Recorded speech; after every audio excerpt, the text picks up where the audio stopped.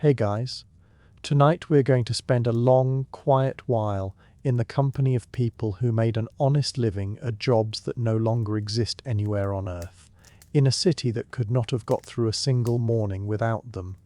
London, then. Somewhere in the middle of the 19th century, an hour or so before dawn, on an ordinary weekday, when the dark still has the whole sky to itself, and the air coming off the river is cold enough to make the gas lamps look as though they are shivering.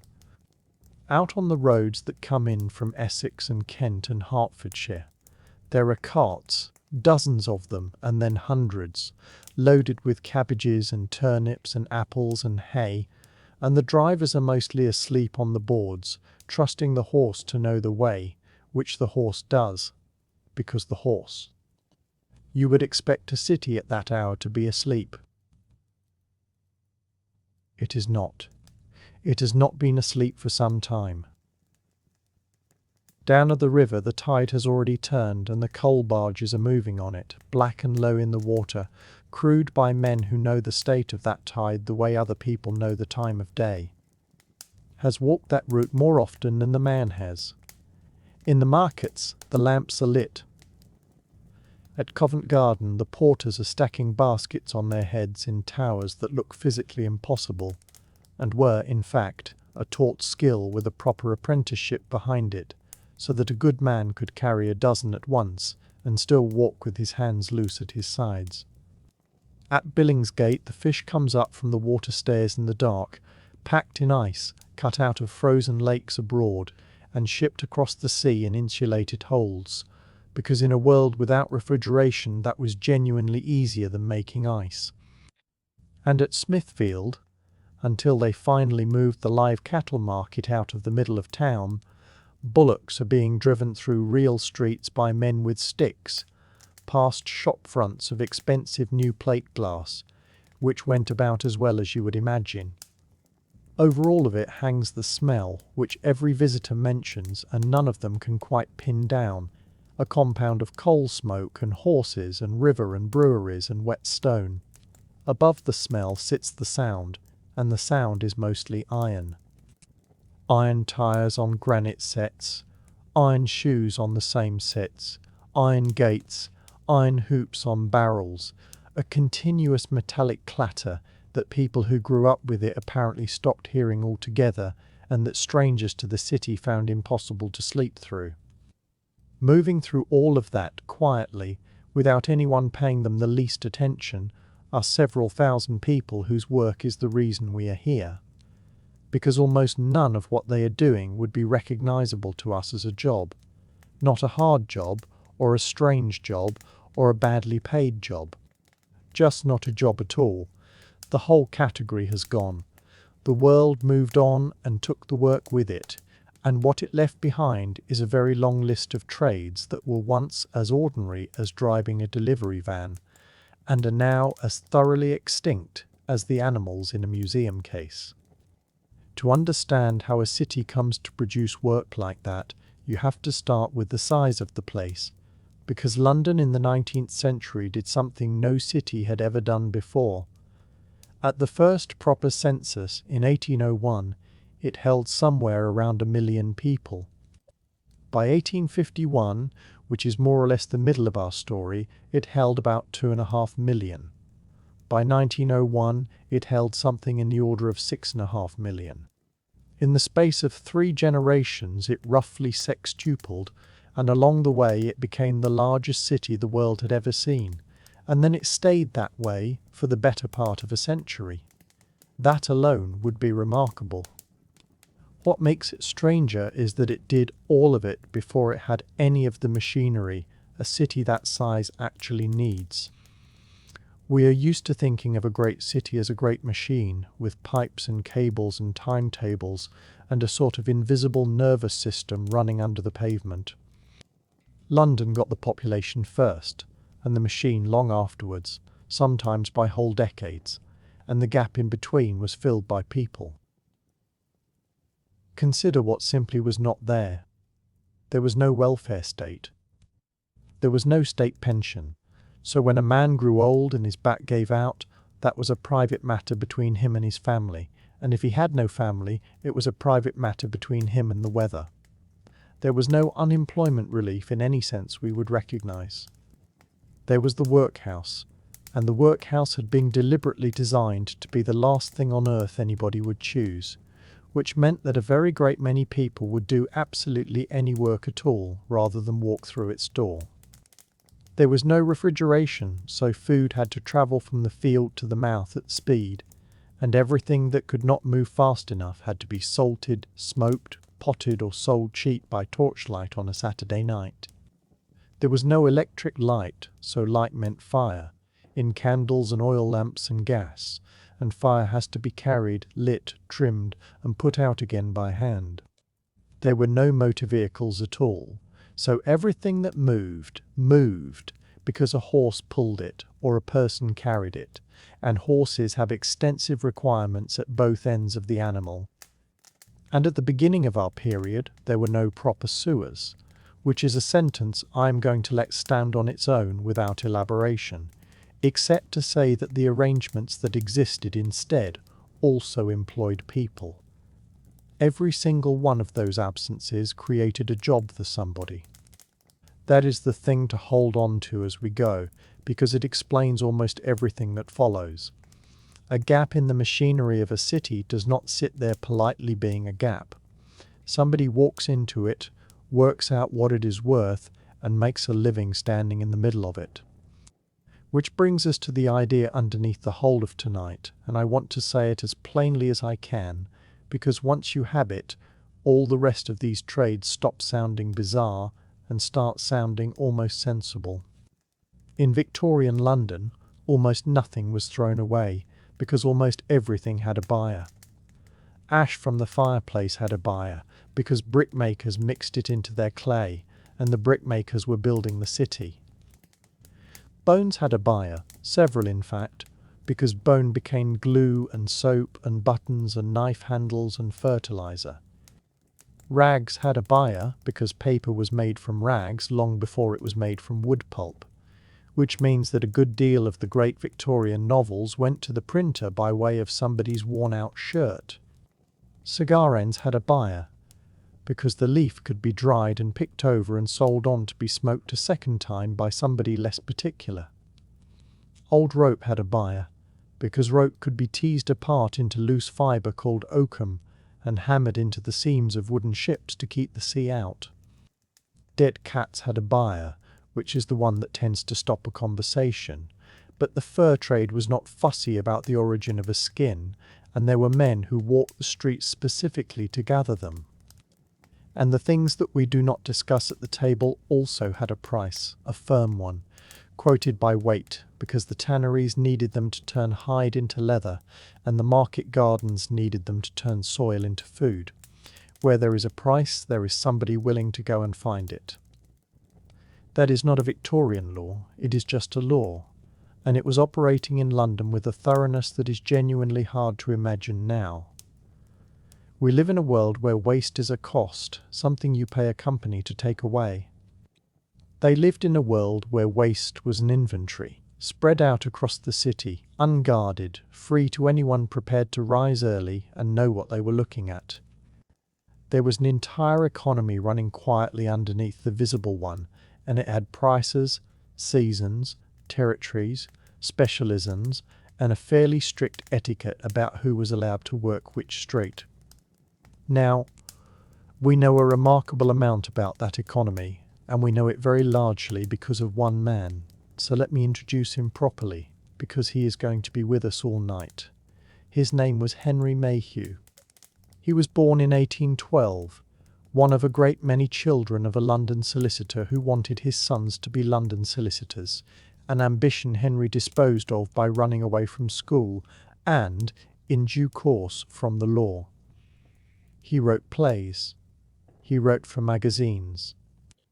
He helped found the comic paper Punch, and he was, by most accounts, hopeless with money, and far better at starting things than finishing them. None of which sounds like the making of one of the most valuable social documents of the century, and yet. In 1849, in the shadow of a cholera epidemic that had killed thousands of Londoners, The Morning Chronicle sent him out to report on the condition of the labouring poor. He was given the Metropolitan District, and what he did with it was extraordinary, mostly because it was so simple. He went and found the people. He stood in courts and alleys and markets and lodging houses, and he asked them what they did for a living, and how they had come to do it, and what they got for it. And then, instead of boiling their answers down into a summary, he wrote the answers out. That is why he matters, and I want to be precise about it.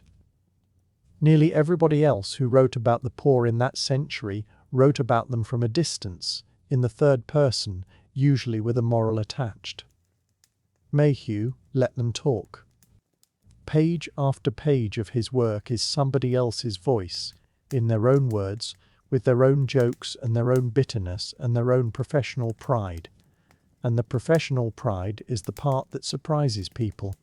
He asked how many days a week the work was even possible, and what the weather did to it, and what the tools cost, and what the lodging cost, so that when he tells you a man made about a shilling on a good day, or that a girl made 8 to 10 pence, or that a fortunate week might come to 6. He also, being a man of numbers as well as words, took down what they earned right to the penny, and he cross-checked it. Shillings, those figures have been worried over. He was not a saint about it.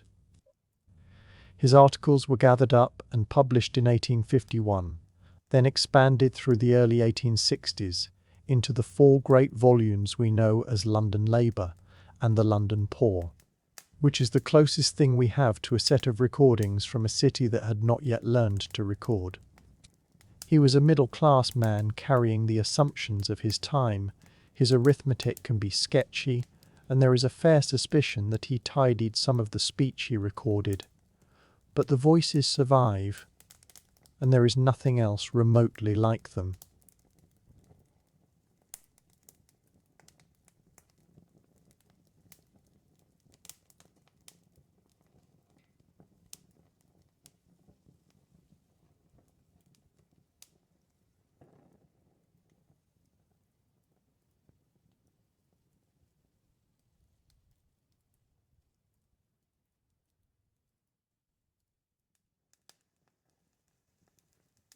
Mayhew arranged the whole of that world into 3 categories, and he stated them without much decoration.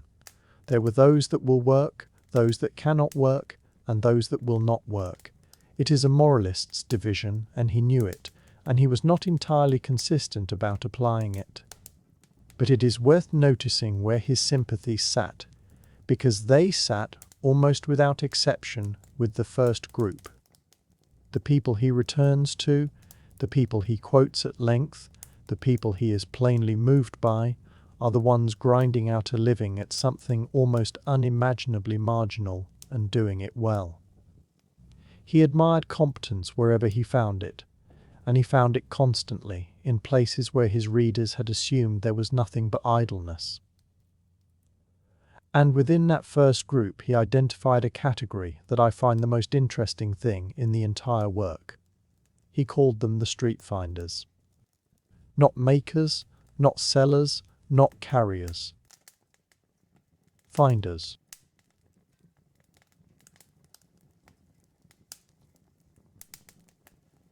These were people who earned their living neither by producing anything nor by trading in anything, but simply by going out and finding objects that other people had discarded, and knowing, with real exactness, who would pay for them and how much.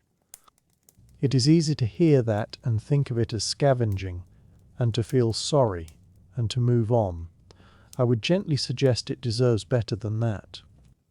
A finder had to hold the tide tables in his head, or the market days, or the knowledge of which side of which street the good stuff fell on, and at what hour, and after which kind of night, because a wet Saturday and a dry Tuesday leave 2 completely different cities behind them by morning. They had to tell one grade of bone from another by touch in the dark. They had to know which dealer paid honestly by weight, and which one rested a thumb on the scale, and to remember, without writing anything down, what each of them had paid last month, so that they could argue the point today. They had to know the law, and the police, and each other, since the same 50 yards of gutter could not support 2 people working it. That is not scavenging.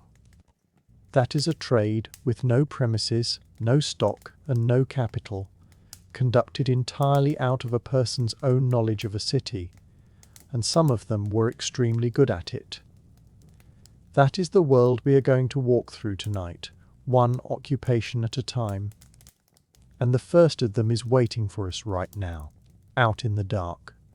Because before there were alarm clocks in ordinary houses, somebody had to wake the workers, and getting a factory hand or a docker out of bed at the right minute was not a favour or a kindness. It was a job with customers and a weekly rate and a tool. The trade was called knocking up, and the person who did it was the knocker up, and we will come to them properly in a moment because they deserve their own telling. After that we will go on through the whole set. The men who went down into the sewers on purpose, the children who worked the river mud at low tide, the women who found the pure, the crossing sweepers, the rat catchers, the link boys, the lamp lighters, the bone grubbers and the rag gatherers, and the people whose entire occupation was to stand in the road and be shouted at by strangers. For each of them, I want to tell you 3 things, and I want to tell them properly. What the work actually involved, hour by hour.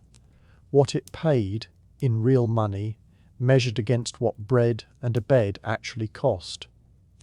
And, at the end, precisely what killed it, because none of these trades simply faded away out of embarrassment. For now the dawn is still a good hour off, the gas lamps are still burning, the barges are still moving on the tide, and in a narrow street somewhere east of the city a figure has already stepped out of a doorway, buttoned a coat against the cold, and set off with a long pole carried upright in one. Every one of them was killed by something specific and datable, a law, a machine, a pipe laid under a street, a cheap import, a clock that finally got affordable. The murder weapon is usually the most interesting part of the story, but that is all ahead of us. Hand. A good wall clock in its wooden case, the kind that ran for 8 days on a single winding, cost roughly what a mill hand earned in 2 or 3 weeks, and a pocket watch that could be trusted from one Monday to the next cost rather more than that again, and neither was ever going to win Anne. The whole trade rests on one ordinary fact that is very easy to walk straight past, which is that for most of the 1800s, in most working households, there was no clock, not a broken clock, not a clock waiting to be mended, no clock at all. Argument against a winter's coal or a pair of boots for a child whose feet had just outgrown the last pair. There were cheap watches, of course. There were always cheap watches. They ran fast on cold nights and slow on warm ones. They mislaid a quarter of an hour somewhere between Sunday and Wednesday, and then, out of what looked very much like mischief, found it again by Friday afternoon. A man could set one against the church clock on the way home from work, and find the 2 of them barely on speaking terms by morning. So a great many families kept time, as people had kept it for centuries, by light and by habit, by the sound of other people's boots going past on the flags, and by bells, and bells are a lovely sound, and a very approximate instrument. None of this would have mattered a great deal in a world of daylight and seasons, where the work began when there was light enough to see by, and ended when there was not. But the century had invented a new and rather unforgiving sort of time, and it lived at the mill gate. The gate opened at a stated minute, and it closed at a stated minute, and what happened on the far side of that closing was not a matter for negotiation. In some mills the latecomer was fined. In others the gate simply stayed shut until breakfast, which cost a quarter of the day's pay, and meant standing about in the cold while everyone inside got on with it. Do that too often, and the place belonged to somebody else, because there was rarely any shortage of people at the gate willing to take it. Down at the docks it was sharper still, because dock work was not a job so much as a daily audition. The men gathered at the gates for the call-on, the foreman came out and picked the faces he wanted, and the whole thing could be over in a few minutes. To arrive after the picking was not to be late for work, it was simply not to have worked, with nothing at all at the end of the day, and the tide does not rearrange itself for anybody. Under that kind of pressure, waking at the right moment stops being a household convenience and quietly becomes a piece of infrastructure. And whenever something becomes infrastructure, while the technology to supply it privately is still too dear, somebody will step forward and sell it as a service. That somebody was the knocker-up. The job was exactly what the name says and no more than that. There was a round, which was a fixed list of houses in a fixed order, and every house on it had a time written against it, and the knocker-up walked that round in the small hours, waking each household at the hour it had paid for. It was the shift pattern of a whole street laid out end to end, so the route bent and doubled back on itself to reach the spinner who started at 5:30 before it reached the carter who started at 6, and a good knocker-up carried the whole arrangement in his head or her head the way A. The order of the round was not really geography, or not only geography. Postman carries a walk. The one thing the knocker-up owned that the street did not was a watch that could be trusted, kept right by the church clock or by the clock at the railway station, or, for those who lasted long enough into the wireless age, by the pips. A few pence a week for each house, 2 or 3 pence being about the usual, a little more for the difficult hours or for a window that was awkward to reach, collected on payday when there was actually money in the house to collect from, which meant Saturday, doorstep by doorstep, with a small. The other was a willingness to be out of doors and upright at 3 in the morning, which is a rarer commodity than it sounds. The pay was small and steady, and that was the entire point of it. Notebook and a great deal of patience. One house paying 2d a week is not a living. 60 houses paying 2d a week is a real and dependable sum arriving every Saturday, and for somebody already awake for another reason, it arrived in exchange for hours that were being spent anyway. So the arithmetic of the round was the arithmetic of the whole trade. Add a street, add a shilling or two.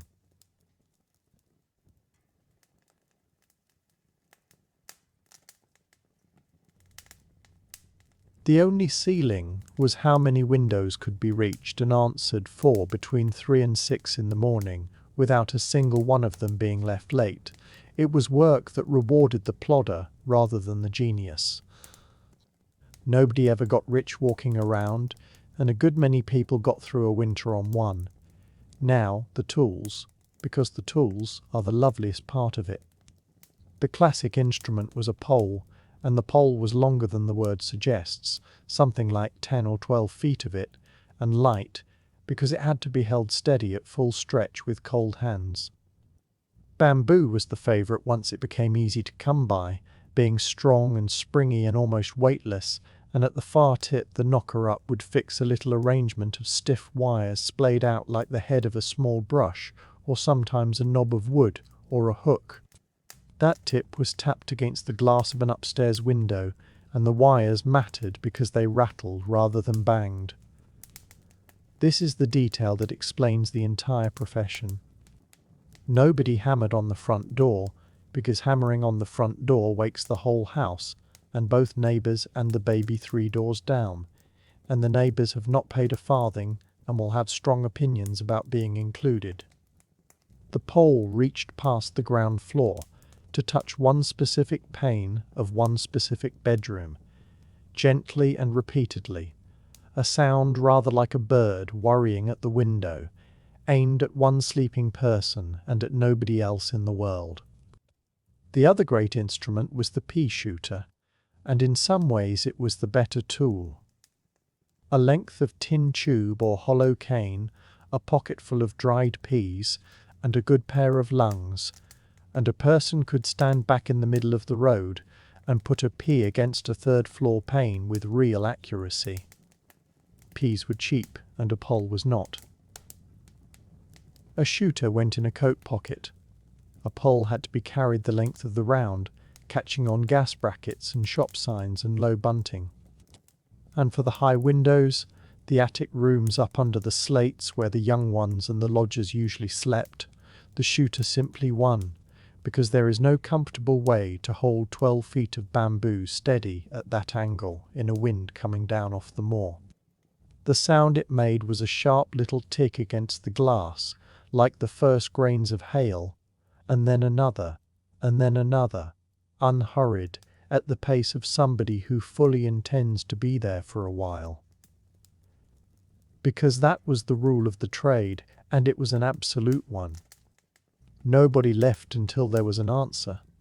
Not until a light showed, not until the sash scraped up, not until a voice came down and said, "Right, thank you, I'm up." A tap and a walk-on was worthless, and worse than worthless, because a customer who slept through was a customer who missed the gate, and a customer who missed the gate was very shortly a customer who stopped paying and told the rest of the street about it into the bargain. The whole reputation of the business rested on nobody, on the round, ever being late. Some households chalked their time on the doorpost or the window frame, plain white figures on the brick, 5:30, so that the round could be read off the houses themselves on the way along, which was very useful when shifts changed and a family moved from mornings to afternoons. So the knocker-up stood in the road and kept tapping, and if the tapping produced nothing there were escalations, a harder rattle, a call up at the window, and in the last resort the indignity of the front door after all. Because then the chalk was rubbed out with a sleeve and written again. A terraced street in a mill town at midnight had its whole morning already written up beside the doors, waiting. And that is the picture worth holding on to. It is dark in the way that streets no longer get dark, and cold in the particular damp northern way that finds a gap at the collar and settles there. The gas lamps are turned low and spaced far enough apart that a walker leaves one pool of yellow light, crosses a long stretch of nothing much, and arrives in the next, and the cobbles still hold a shine from the evening's rain. The whole terrace is asleep and breathing. There is almost no sound at all.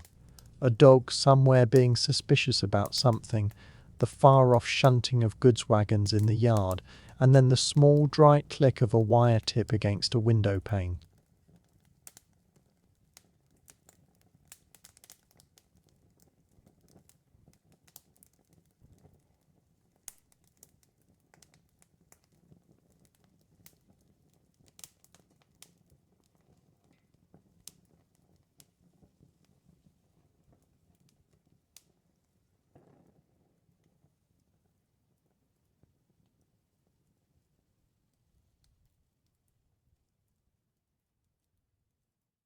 Then a pause, then the scrape and rumble of a sash being shoved up, which is the sound of a customer and a shape at the window, and a word or two exchanged in the low voices people use at that hour out of respect for everyone still asleep. Then the window comes down again, and the pole tilts back to the shoulder, and the footsteps move on 8 yards to the next door, and it begins again. Click, click. Down the whole street, house by house, a slow tide of small noises going along in front of the morning. As for who did it, the answer is nearly always somebody who was awake regardless. Often it was older people, men and women whose bodies had finished with the heavy work, but whose knowledge of the streets was complete, who knew every doorstep and every loose flag and every dog by name. Very often it was women, and frequently widows, for whom a round was one of the few kinds of paid work that could be fitted around a house and children, and taken up without capital, beyond a cane and a bag of peas.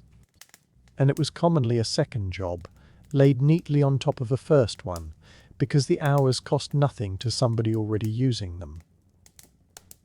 The night watchman sat with his brazier until dawn in any case, and could break off to walk around.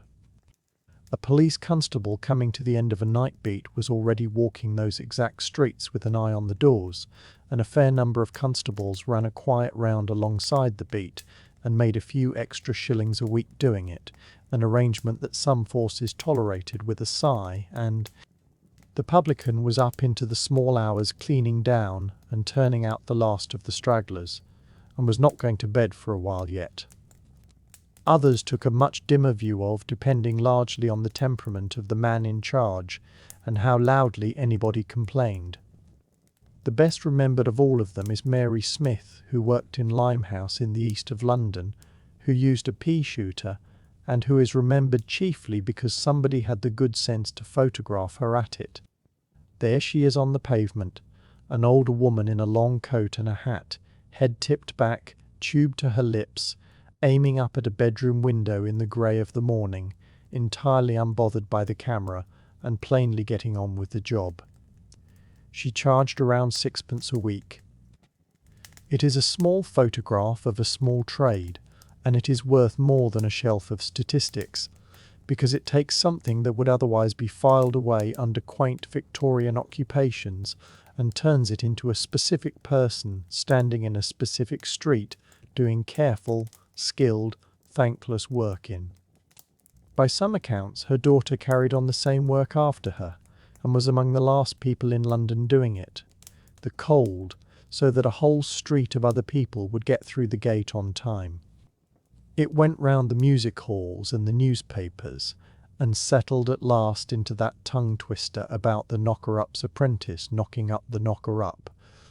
And it was funny then, and it is still faintly funny now, and the phrase itself has since wandered off in an entirely different direction, which brings us, inevitably, to the joke, because the Victorians could not leave it alone, and honestly, neither can anybody else. If the knocker-up wakes the street, who wakes the knocker-up? Certain parts of the world, which is the sort of thing phrases do when nobody is watching them. But it has a real answer, and the real answer is more interesting than the joke. Mostly, the knocker-up did not sleep during that part of the night at all. And sometimes the answer is the oldest one, which is that people at the time still commonly slept in 2 shifts, a first sleep in the evening, and a second towards dawn with a wakeful stretch in between. And if the night already had a natural hole in the middle of it, then a paid round through that. Their sleep sat on the other side of it, in the late morning and the afternoon, once the round was walked and the town had absorbed everybody it needed. Sometimes a wife or a husband or a grown child took on the duty of waking them, which made the household itself the mechanism. The factory whistle, the railway timetable, the shift roster, the fine book kept by the gate. Within a couple of generations these had taken time out of the sky and out of the church tower and handed it to the machine. And the machine did not care about the season or the weather or how far anybody. Whole was not a sacrifice so much as a use for hours that were going to be spent awake in any case. Step back from the pole and the peas and the shape of the thing comes clear, because the knocker-up is not really a story about waking up. It is a story about time itself becoming industrial. Had to walk. Punctuality stopped being a virtue and became a condition of eating. But the technology that would let an ordinary household hold that kind of time for itself, the reliable clock at a price a mill wage could actually meet, had not arrived yet.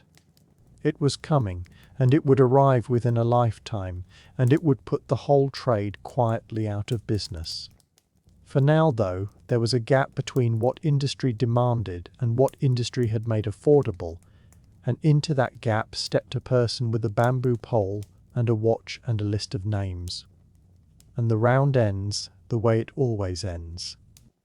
The last house on the list is knocked, the sash goes up, the answer comes down, and by then the sky over the roofs has stopped being black and gone a thin, uncertain grey, the colour of dishwater, with the chimneys beginning to draw themselves in against it. Doors open along the terrace. Clogs and boots start up on the cobbles, first a few and then a great many, and voices with them, and somewhere across town the first whistle goes and is answered by another, and then another. The knocker-up shoulders the pole and turns for home, walking the wrong way against a tide of people going the right way, past the gate as it swings open and the mills begin to fill, and the whole day picks up and carries on without any further help. The finest gloves in Europe, in the middle of the 1800s, were kid gloves, and a good shot proved the quality of a pair with a small piece of theatre performed across the counter. The shopman took them up, folded them once, and drew them through a wedding ring, all the way through without catching, and then shaken out flat again with no crease left in them worth arguing about. That was the standard, and everybody watching understood it without a word being said about chemistry. A glove that would pass through a ring was a glove worth the asking price. The same quality turns up in books. A well-bound volume from that century, one of the good ones, covered in what the trade called Morocco, which is goatskin tanned and grained and dyed, some deep red or blue or bottle green, has a particular feel to it that nothing else quite copies. It is not stiff. It gives under the thumb like something still faintly alive. The boards swing open without a fight, the spine flexes, the grain catches the light in that fine pebbled way, and after a century and a half the hinges are usually still working, which is more than can be said for a great many things made since. Morocco of that grade was the most flattering surface a binder could put on a book, and the flattery is entirely a matter of suppleness. Hard leather looks like armour. Soft leather looks like a glove. So the question sitting underneath both of those objects is the same question, and it is a genuinely interesting one. How does anyone persuade a skin to behave like that? Because a skin, taken off an animal and simply dried, is not soft. It is closer to board. It goes hard and horny, it cracks along the folds, and wetting it instead only turns it slippery and then turns it bad, and neither of those outcomes is a glove. Coaxing a hide into something that will slide through a wedding ring is one of the oldest pieces of applied chemistry we have, older than writing, and for most of its history it was carried out by men who could not have named a single molecule involved, and who were nonetheless extremely good at it. Here is roughly how it went in a London tannery. The hides came in salted or dried, stiff as roof slates, and the first job was to soak them back into softness, days of it, changing the water, hauling them out and working them over a beam. When the tanner judged it ready, the hide came up over a curved wooden beam polished smooth by years of use, and a man with a blunt two-handled knife pushed the hair off in long even strokes, the way frost is scraped off a window, and then turned the hide and pushed the fat and flesh from the other. Then they went into the lime pits, sunk into the floor of the yard in long rows and worked with a hooked pole, and there they sat for a week or 2 or 3, depending on the season and the thickness of the hide, while the lime loosened the hair.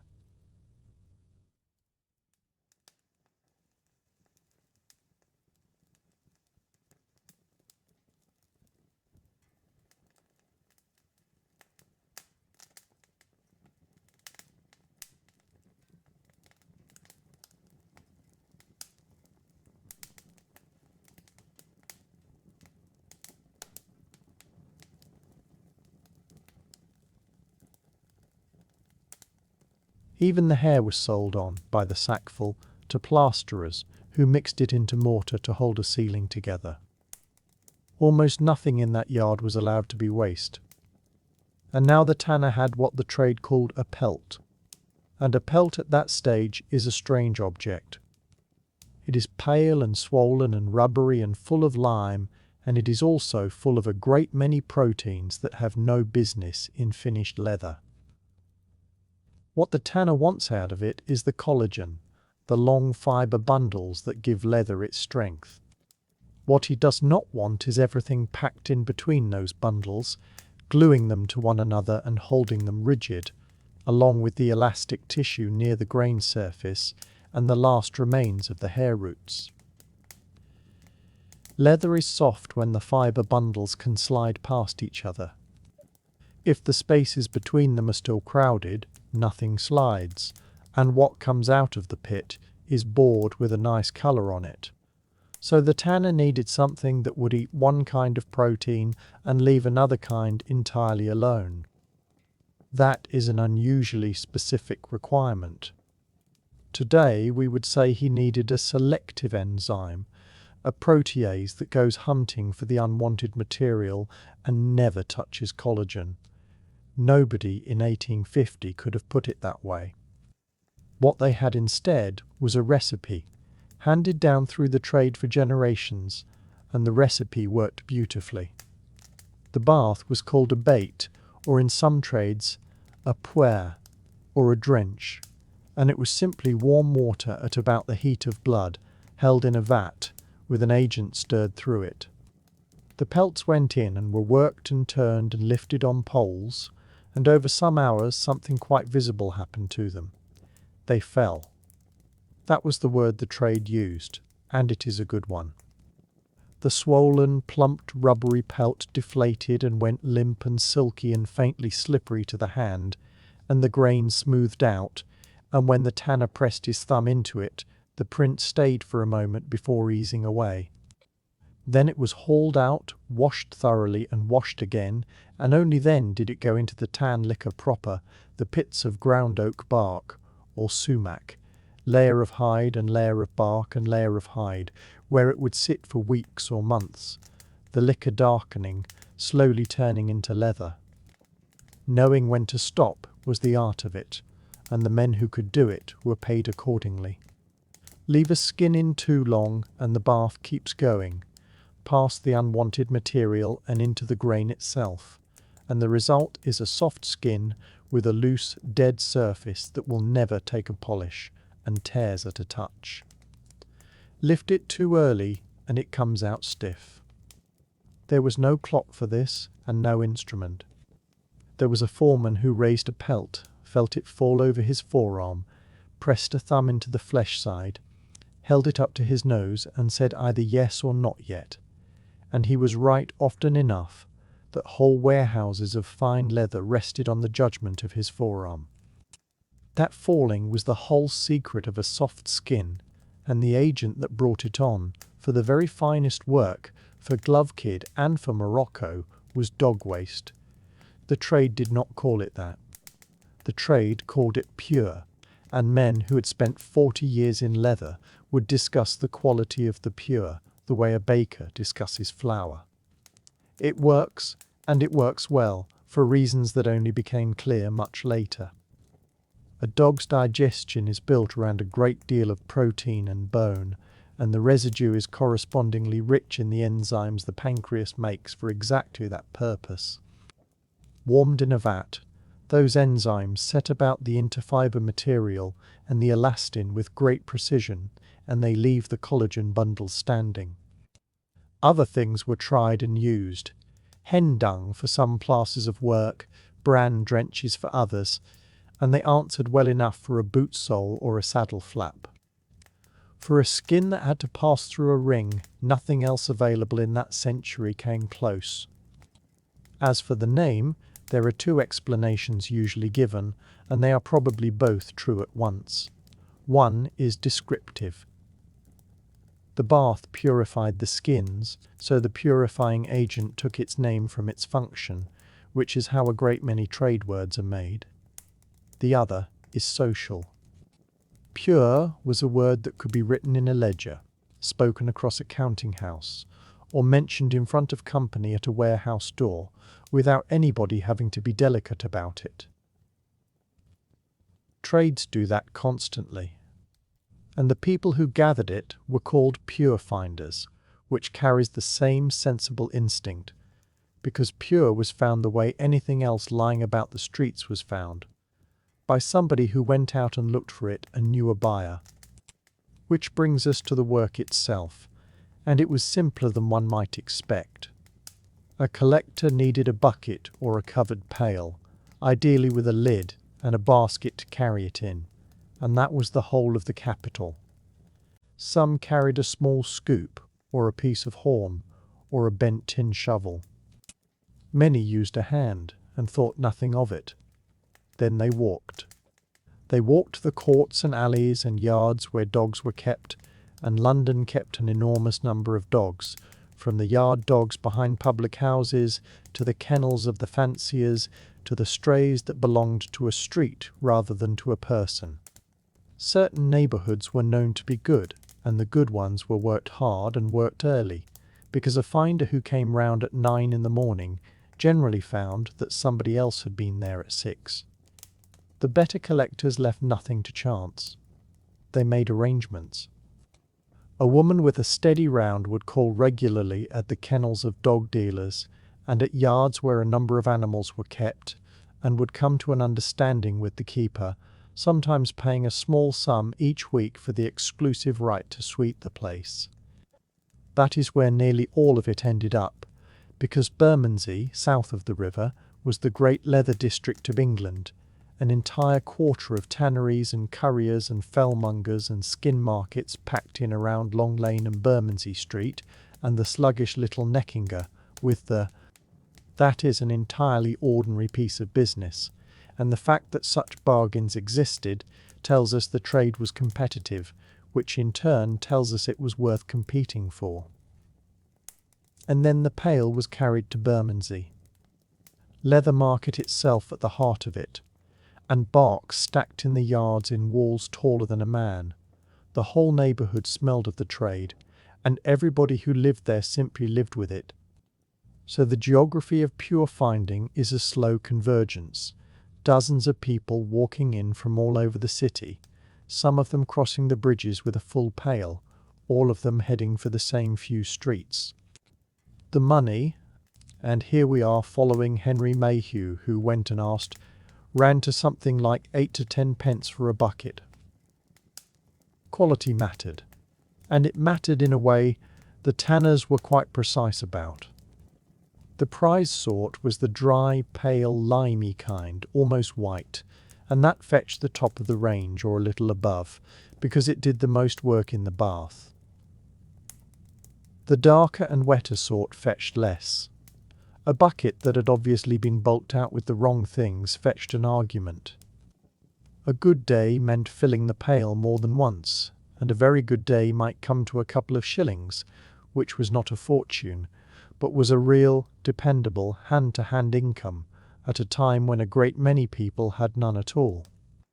Mayhew reckoned there were something like 200 or 300 people making a living at it across London, which is a small trade, but a settled one, with its own customs, its own vocabulary, and its own good addresses. The people doing it are the part worth staying with. A large share of them were elderly women. Some were widows with no other income, and Mayhew is careful, in the way he often is at his best, to record where they had come from, and not merely where they had arrived. These were women who had spent a whole working lifetime doing something else entirely.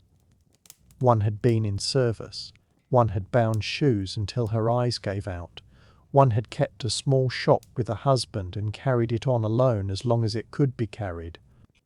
They had ordinary working histories, in other words, and this was the last rung still fixed to the wall when the others had rotted away, and they took hold of it and made it pay.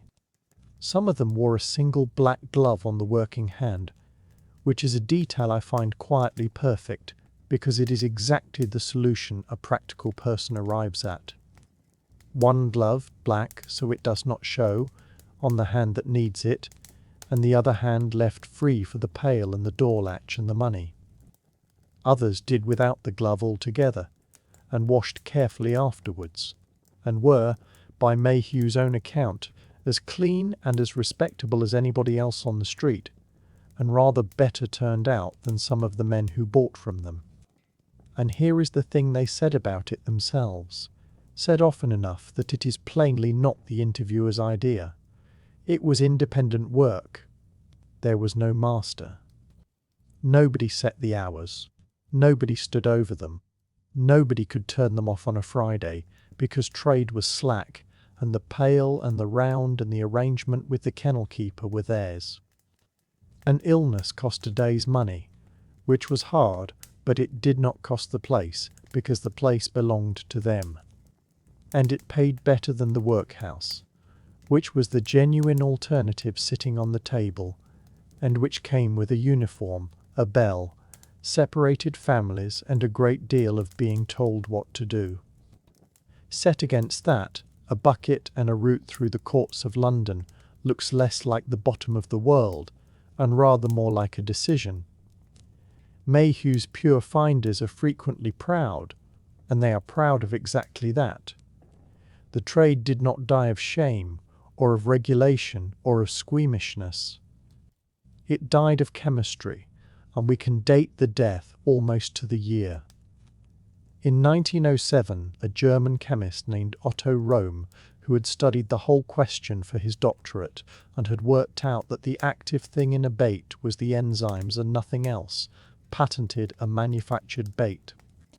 He took pancreatic extract from the slaughterhouses, which was otherwise thrown away, blended it with wood flour and ammonium salts to make a stable powder, and sold it in sacks under the name Oropon. It did what the old bath did, on the same proteins, in the same warm water. The difference was that it could be weighed. A tanner could dose it by the pound against the weight of his pelts, get the same result on a Tuesday as he got on a Friday, and never once send anybody out with a bucket. No collection problem, no bargaining over the pale sort against the dark. No waiting on the weather. It spread through the trade quickly, because it solved a problem every tanner in Europe had, and within a generation the collecting trade was simply gone. Nobody recorded the end of it. There is no last pure finder with a name and a date. There is only a word that stops appearing in ledgers, and a set of streets where nobody comes round at 6 in the morning anymore. So here is a shop window on a good street, Regent Street or thereabouts, on a bright cold afternoon in the 1850s. Pale kid gloves laid out on velvet, the colour of cream or of very weak tea, priced at more than a working woman earned in a fortnight, and a lady inside at the counter, watching a pair of them drawn through her own wedding ring and deciding, on that evidence, to take them. And somewhere south and east of there, over the river, past the tan pits and the stacked bark and the smell, a woman in her 60s sets a covered pail down at a tannery gate and waits to be paid 8 pence for it. And she does not know the lady, and the lady will never know she exists. But the softness of those gloves came through her hands, not as a figure of speech. Materially, chemically, by way of a warm vat in Bermondsey, the skin was made to fall because of what she carried across the bridge that morning. The whole distance between those two women is about 4 miles of London and a great deal of luck, and the thread that runs between them is real and unbroken, and almost nobody in that shop would have believed it if the whole line of it had been traced out for them across the counter. And between those two things, between the shop window and the woman with the pail, there is the road. It is worth staying with the road for a while, because in the Victorian city, the road was not a neutral surface that people crossed without thinking. It was a working machine, and the machine ran on horses. Every omnibus, every hansom cab, every brewer's dray and coal wagon and private carriage in London moved because a horse was pulling it. And at the peak of all that traffic there were something close to 300,000 working horses inside the city. A horse is a large animal that eats more or less continuously, and each one produced somewhere between 15 and 35 pounds of manure a day, which had to go somewhere and in the first instance went onto the street. That is the whole of it, stated plainly as an engineering fact, and we will not be going back to it. It is arithmetic. It is an input to a system. In the way a modern city keeps a figure, for how much rainwater its drains are expected to carry. The part that surprises people is that the railways made the horse traffic heavier rather than lighter. A train can bring 100 tons of goods into a terminus at Paddington, but it cannot deliver a crate of oranges to a shop door in Islington, and so everything that arrived by rail had to be broken into cartloads and taken the last mile or two behind a horse. Add the omnibus companies, the breweries, the coal merchants, the milk carts before dawn, and the private carriage waiting in the mews behind every prosperous square, and the city is carrying a second population around inside it, fed on hay brought down from Hertfordshire and stabled behind the railway companies became some of the largest horse owners in the country, which is a sentence that sounds like a mistake, and is not. Houses people slept in. The surfaces underneath all this were granite setts, or macadam, or, in the smarter streets, blocks of wood laid like a parquet floor so the hooves would not clatter outside a hospital or a rich man's window. None of them helped very much. In dry weather, the traffic ground everything on the road into a fine pale dust that lifted with each passing wheel and settled on shop goods, on window ledges, on the shoulders of good coats. In wet weather, which is London's more usual mode, the same material became a thin brown slurry that filled the joints between the stones, banked up along the curbs, and rose in a fine spray off the rims of the wheels. Londoners had a polite word for the result. They called it mud. Now consider what people were wearing while they walked about in it. A woman's skirt through the middle decades of the century reached the ground and was meant to, with yards of fabric in the hem that could not be lifted far without impropriety, and which behaved, when she stepped down off a curb, exactly like a mop. A man in decent black trousers and good boots was hardly better placed, because he had to walk to his office and arrive looking like a man whose employer paid him to look like that. Clothing was expensive, cleaning it was slow, and one careless crossing could cost a clerk more in laundering than he earned in a day. Into that problem walked a person with a broom. The arrangement was beautifully simple. A sweeper picked a crossing, which meant one strip of road about the width of a doorway, at a junction, or outside a theatre, or at the corner where traffic slowed by a bank, and swept it, and then kept sweeping it, all day, for as long as the light lasted and the wheels kept coming. The traffic undid the work continuously, so the sweeping was never finished. It was maintained. What the sweeper produced was one clean line of stone laid across a dirty road, and whoever walked that line reached the far pavement with hem and boots more or less as they had been. There was no fee. There was no ticket, no licence, no contract, and nobody was obliged to hand a sweeper anything at all. A person crossed on the clean strip and then either reached into a pocket or did not, and the sweeper touched his cap either way. It belonged to a family of street trades that ran on gratuity rather than price, and it may be the purest example of the type, because the thing being sold was not even an object. It was an absence. It was the dirt that was no longer there. The obvious question is why the city did not simply clean its own roads, and the answer is that it did, after a fashion, and that it was not enough. Parishes employed scavengers with carts who worked the streets on a round, but a scheduled round leaves gaps, and the traffic refills a swept road within the hour. The independent sweeper lived in that gap, and the gap never closed while the horses ran. All of which means that the real skill of the trade was never the sweeping. Anyone can sweep. The skill was social, and it was considerable.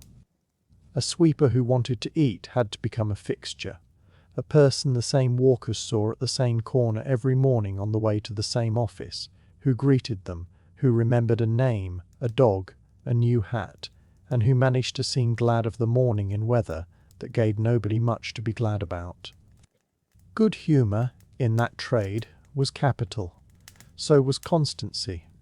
Standing on one crossing for 5 or 6 or 10 years turns a stranger into an institution, and an institution is very hard to walk past for the 400th time without eventually giving it something. There was a small performance attached too, and the good ones had it down to an art. A sweeper would spot a customer coming, step out ahead into the road walking backwards, brushing a path just in front of their feet in short, quick strokes, reach the far curb half a pace before them, and then move aside with the broom held upright and out of the way. Never blocking, never demanding. The coin, when it came, was usually a halfpenny, sometimes a penny, and occasionally, from somebody in a generous mood outside a theatre, a whole sixpence that would be talked about for a week. A decent crossing on a wet day might bring in a shilling or two in small copper, gathered 1 coin at a time, warm from other people's pockets. If a living depends on being recognised in one particular place, then the place, and not the broom, is the business. This is why crossings were property. Not legal property, of course, since nobody ever wrote a deed for 6 feet of public highway outside a bank, but property in every practical sense.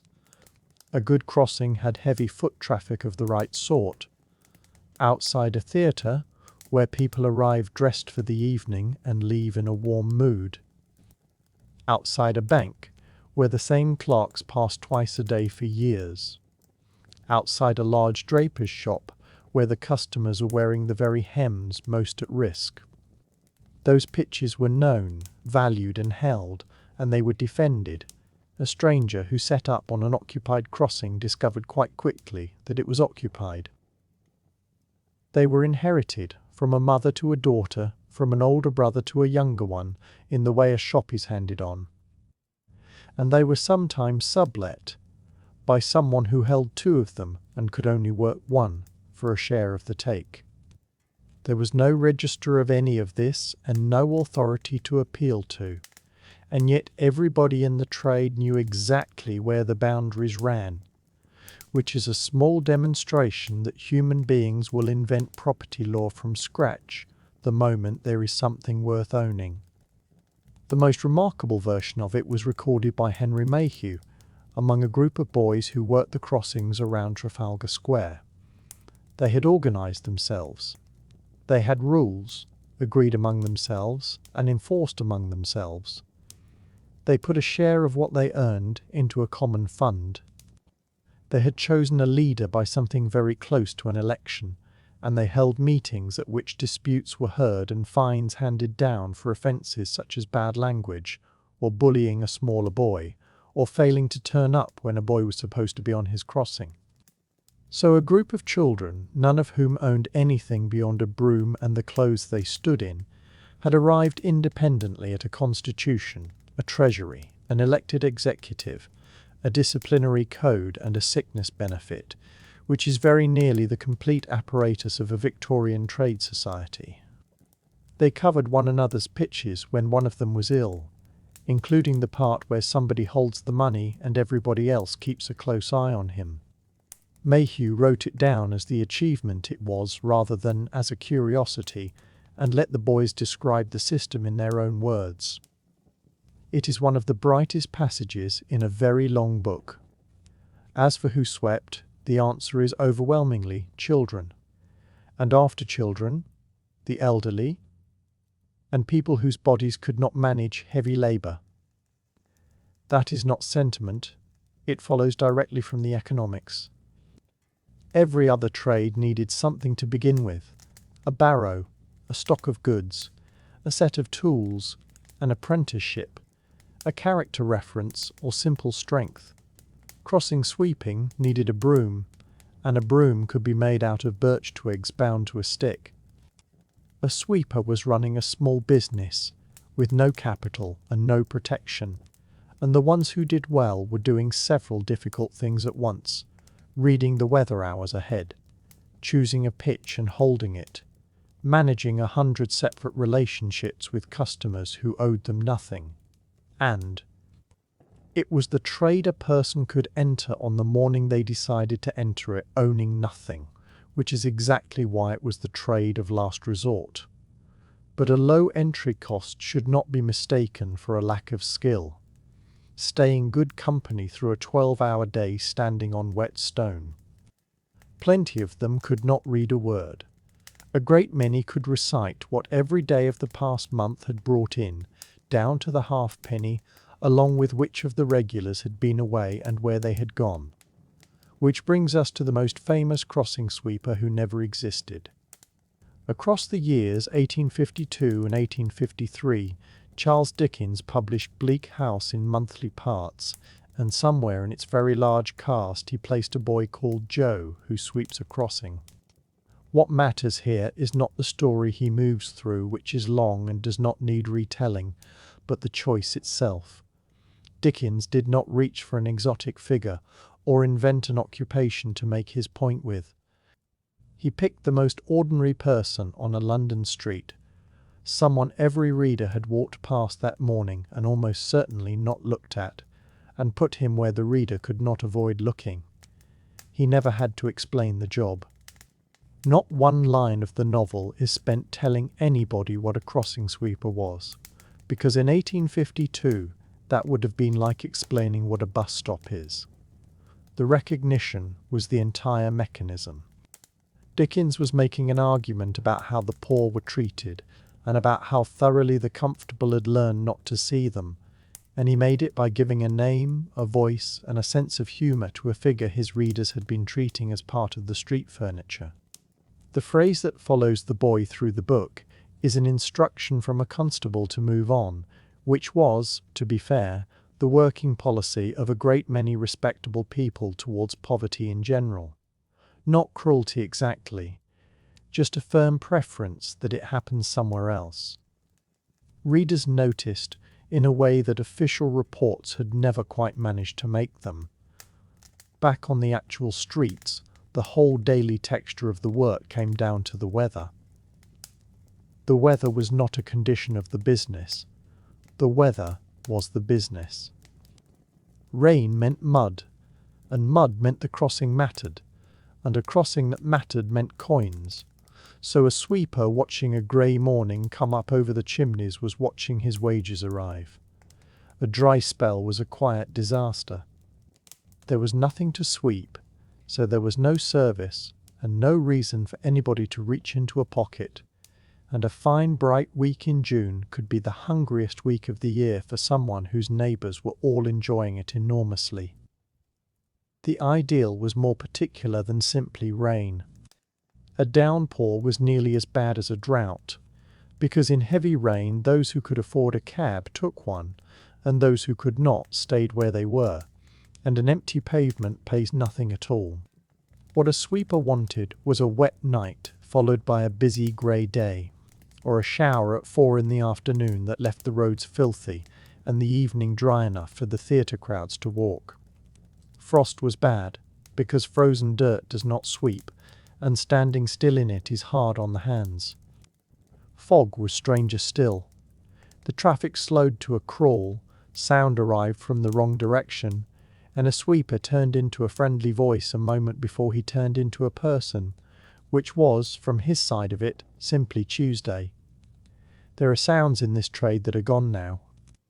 The dry scratch of birch on granite first thing in the morning, quick and light, like something small moving in a hedge. The heavier wet slap of the same broom once the day had turned and the mud had come up. And underneath both of them, all day, the grinding of iron tires over stone. The art of the whole thing, in the end, was to be owed rather than to ask, and the ones who understood that distinction ate better than the ones who did not. And then it ended, and the ending had nothing to do with the sweepers at all. No law abolished the trade. No reformer campaigned against it.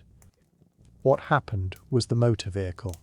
Motor cabs appeared on London streets in real numbers in the first years of the new century, and took the hansom's work within a few seasons.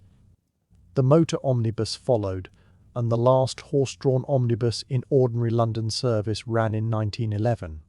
an event the newspapers marked in the tone people use for a retiring headmaster. Motor lorries took the goods traffic, and the war took a great many horses out of the country. Between roughly 1900 and 1920, the working horse population of London collapsed. With the horses went the entire reason the job existed. The roads still got dirty in a new way, with oil and grit and dust, but it was not the kind of dirt that ruined a hem in a single step, and hems were rising anyway, and a broom could do very little about the new mess in any case. There was no longer a service to provide, and so there was nothing left to tit for. By the 1920s, the crossing sweeper had effectively vanished from British streets, and the strangest part is how little notice was taken. A trade practiced by many thousands of people across 3 or 4 generations simply stopped, and nobody wrote down who the last one was, and the last one almost certainly did not know it either. So the thing to keep is not the ending, but an ordinary evening somewhere in the middle of it all. A junction after rain. The lamps just lit, the sets black and shining, the traffic going through with that steady wet rolling noise. And across the road from curb to curb, one clean pale strip about a yard wide, still showing the fan marks of the broom, waiting. A woman crosses on it and reaches the far pavement with her hem dry, and something small changes hands, or does not. And so we go out of the town for a while, past the last row of brick, past the last lamp on its post, out to where the road gives up and becomes a track, and the track gives out into soft ground. Because the next trade we are going to look at does not happen in a workshop, or a cellar, or a shop. And a boy, 10 or 11 years old, with a birch broom taller than he is, steps back up onto the curb out of the way of a passing cart, stands the broom upright beside him, looks along the pavement at who is coming next, and waits for the next person who might reach into a pocket. With the shutters coming down. It happens standing in water, very still, for hours at a time, and it was one of the strangest ways a person could earn a living in the 19th century, which is saying a good deal considering the company it keeps. To understand why anybody would do it at all, you have to start with what medicine believed, because for most of the 1800s the belief was very firm indeed. If a person was ill, one of the first and most respectable things a doctor could do was to take a little blood away. This was not quackery, and it was not the fringe. It was taught in the great teaching hospitals, it was set down in the textbooks, it was practiced by the most eminent men in the profession, and it reached back through Galen and the theory of the humours in a more or less unbroken line of authority nearly 2,000 years long. The reasoning went that fever and inflammation were essentially conditions of too much, of heat and fullness and excess, and that the sensible corrective was to reduce. So the doctor reduced. There were surgical ways of doing that on the larger scale, which we will leave politely alone. And then there was the small way, the quiet and local way, used for children and for the elderly, and for anyone thought too delicate for anything sharper. And that small, quiet way was not an instrument at all, it was an animal.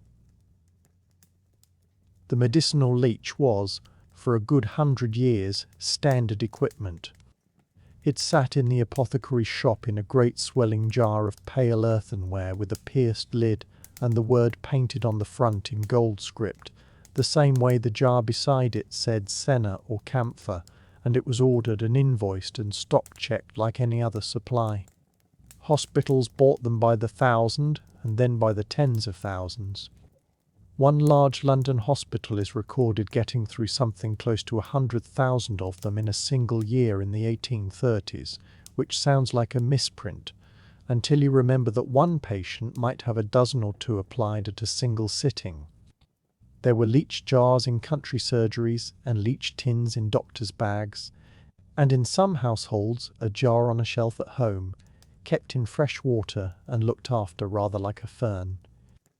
There is a nice accident of language underneath all of this, which is that the old English word for a physician and the word for the animal ended up as the same word.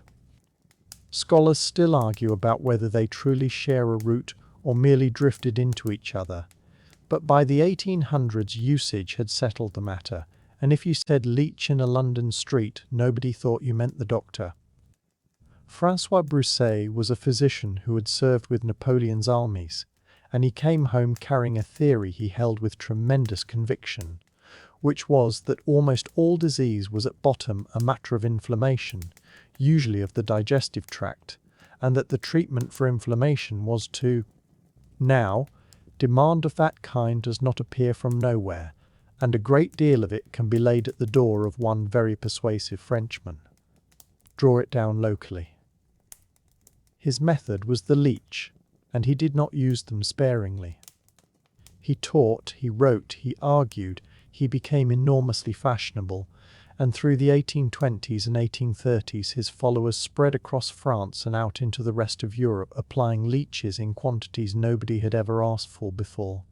Whole hospitals reorganized around it. In 1 year in the 1820s, France is recorded as importing something over 30 million leeches, and within a few years the annual figure ran higher still, into the tens of millions, brought in from Hungary and Bohemia and Russia and Turkey, packed in damp moss and canvas bags and carted. Medical students learned it as gospel and carried it home to their own counties. The result was a shortage almost nobody could have predicted, because the supply chain for this fashionable treatment was a wild animal that lives in ponds. Across the continent by dealers who had discovered, rather to their surprise, that they were now in a serious international commodity trade. Britain went the same way. The animal at the centre of all this was Hirudo medicinalis, a proper native of these islands and of Europe generally, and it is worth saying plainly that it is a rather handsome creature, olive and dark green along the back with rusty orange stripes running the length of it, and it swims with a.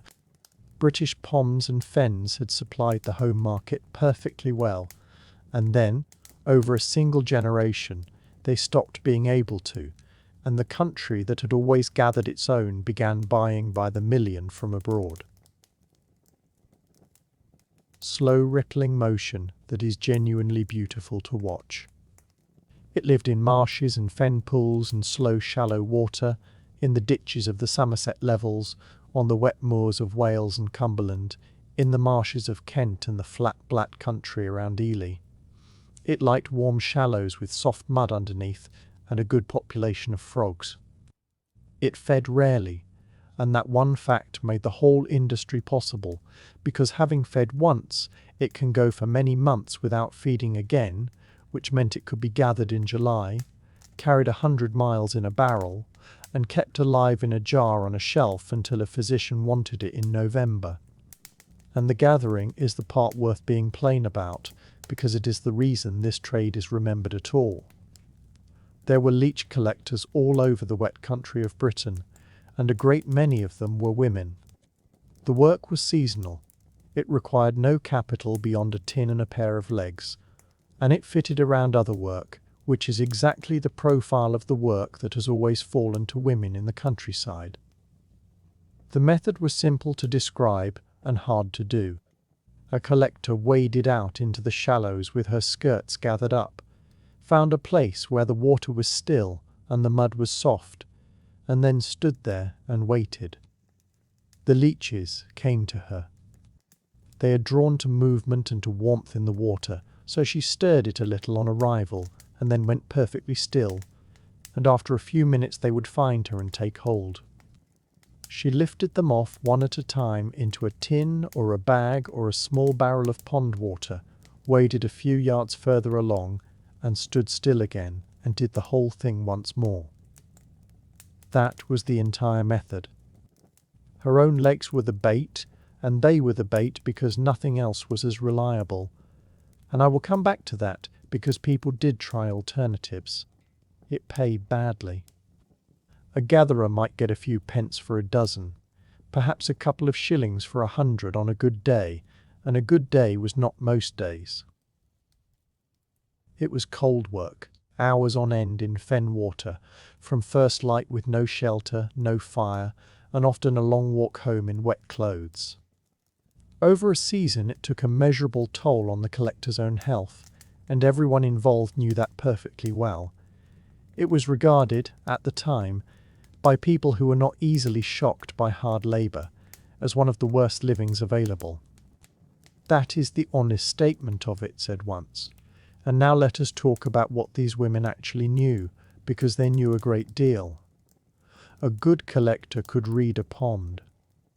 She knew which pools held them and which looked identical and held nothing, that they came to warm shallow water and not to cold deep water, that a pond churned up by cattle was better than a pond left alone, that the season ran roughly from spring into early autumn. She knew how long to stand, and how to lift them off cleanly, because a damaged leech was an unsaleable leech and the dealer would tell her so at the door. She knew how to keep them alive on the walk home, in a tin lined with damp moss, cool and shaded, because a barrel that got hot in the sun was a barrel of nothing. She knew, in short, a working natural history of the species that no university possessed, and she had it entirely from her own legs and her own eyes and 40 seasons of paying attention. And the alternatives.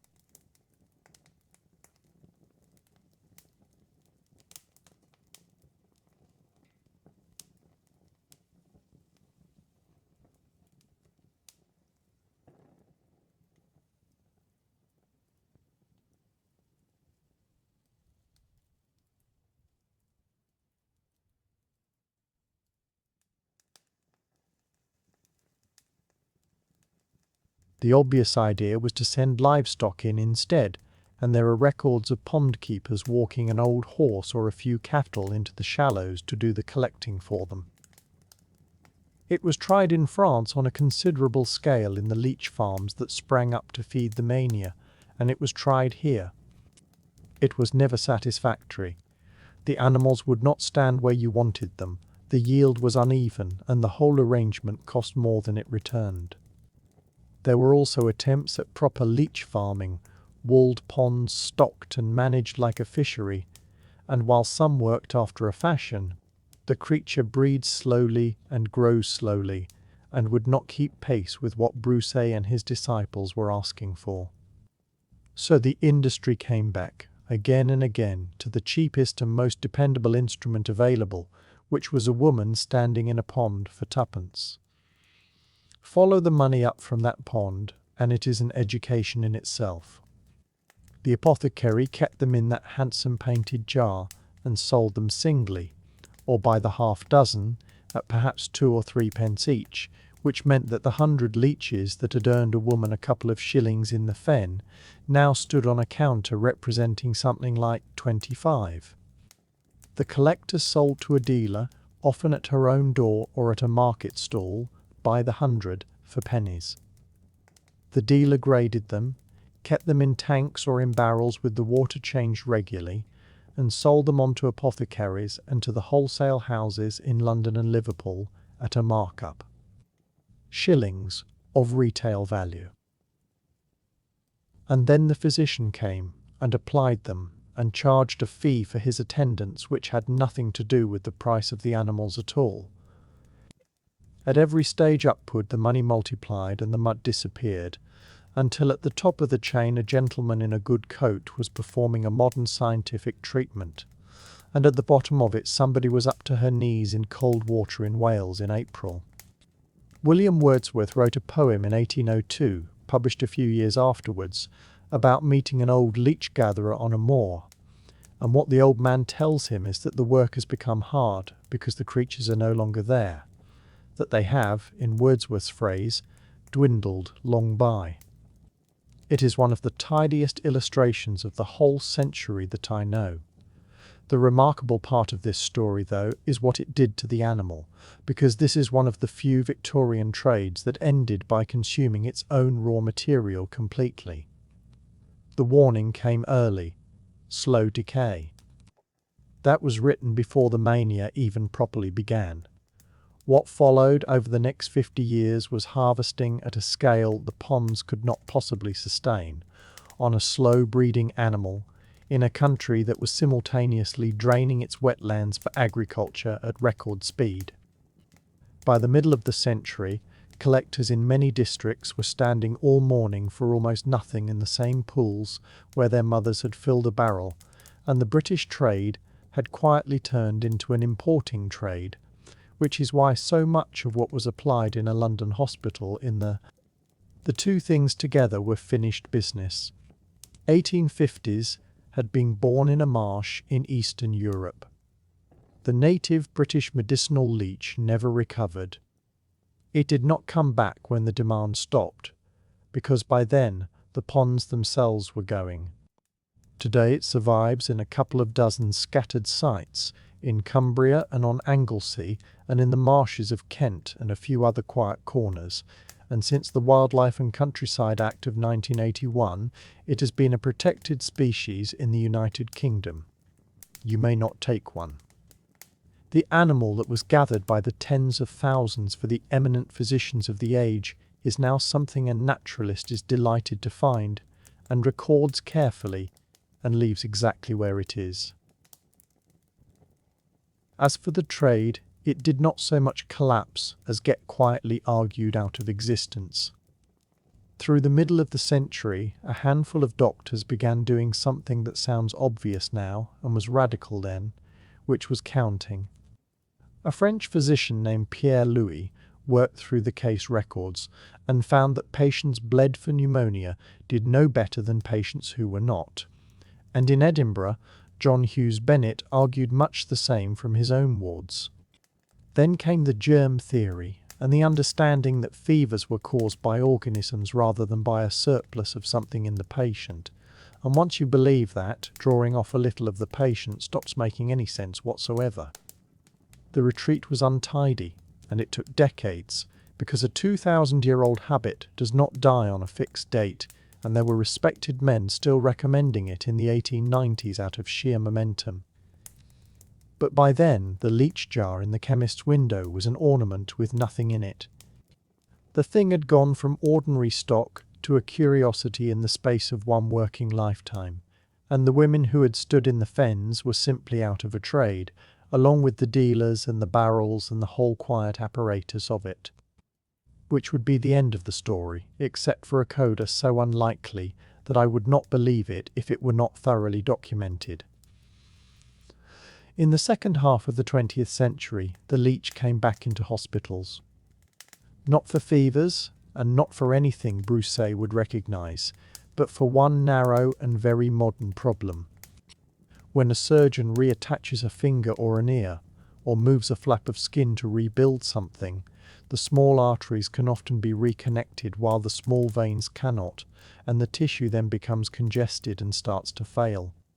A leech, applied to that tissue, relieves exactly that congestion, and the compound in its saliva that keeps blood flowing does so gently and locally for hours afterwards, which is precisely what is wanted while the body builds its own new drainage.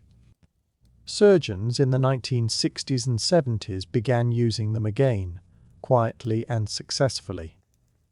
A biologist set up a leech farm in Swansea in the 1980s to supply hospitals properly, under clean and controlled conditions, and it supplies them still. In 2004, the American regulator formally approved the medicinal leech as a medical device, which must be the only occasion on which a pond animal has been through that particular paperwork. So the creature that was harvested to the edge of extinction here by a mistaken theory is now raised carefully in Wales and flown around the world in small numbers to do a real and useful job, and the theory that nearly wiped it out is gone. But that is a long way ahead of where we are standing. Back to the fen then, with the whole apparatus falling away. The jars, the invoices, the eminent gentleman with his fee, the barrels going by cart to Liverpool, the fashionable Frenchman with his enormous certainty. Take all of that off, and what is left is a pond at first light in early summer, very flat, with mist lying along it in a thin sheet, and the reeds standing black against a sky just beginning to go pale. There is a moorhen somewhere in the far corner, making that sudden ridiculous noise they make, and then thinking better of it. The water is unbroken all the way across, nobody is standing in it. And that, when you think about what it took to arrive at, is very nearly the whole point. Everything that London threw away went downhill.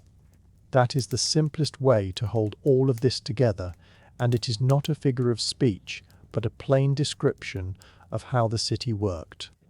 London sits in a shallow bowl with a river through the middle of it, and everything the city had finished with obeyed gravity. The ash out of the grate, the bone off the plate, the shirt worn past mending, the nail that worked loose from a ship's plank, the coin that slipped through a hole in a pocket and went down a gutter grating in the rain.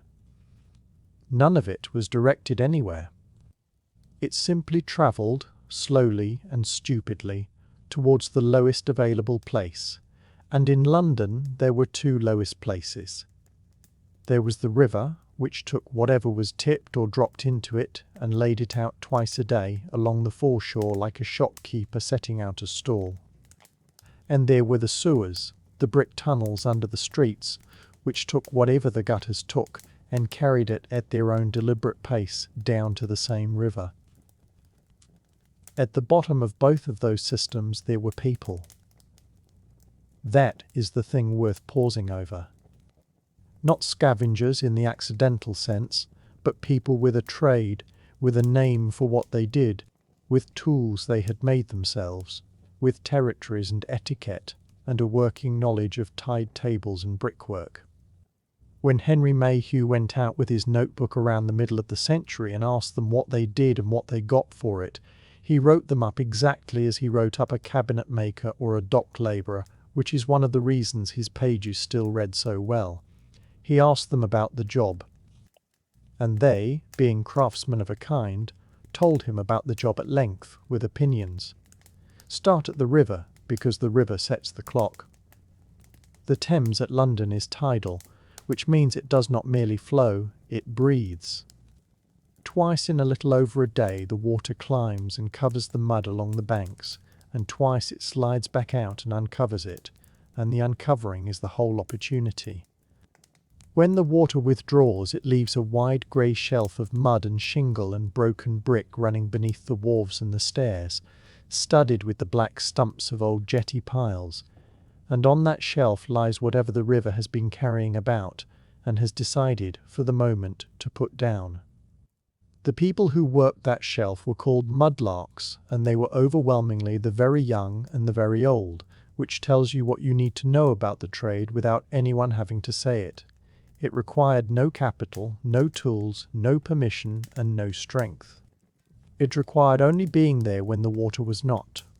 The day was therefore set by the moon rather than by any employer, and it moved. Low water came about 50 minutes later each time, so a mudlark's hours walked steadily around the clock through the month, sometimes falling kindly in mid-morning, sometimes in the dark before dawn, or in the last of the light. There were 2 chances a day, and each lasted only as long as the mud stayed uncovered. There was no being late. The river held nothing back for anybody. What they gathered was not romantic, and they did not treat it as romantic. Coal, first and most of all. The colliers came down from the northeast and were unloaded mid-stream into barges, and a certain amount went over the side at every transfer, and what went over the side came ashore. A mudlark could feel a lump of coal underfoot and know it from a stone without looking, and a pocketful of coal was money in a way that almost nothing else along the foreshore was money, because everybody burned coal and anybody would buy it. After coal came rope, cut ends and frayed lengths thrown off the ships, worth something to the dealers because rope could be picked apart into oakum, and oakum was jammed into the seams of hulls to keep the water out. Then bone, which had a market of its own that we will come to. Then metal, and metal was the prize.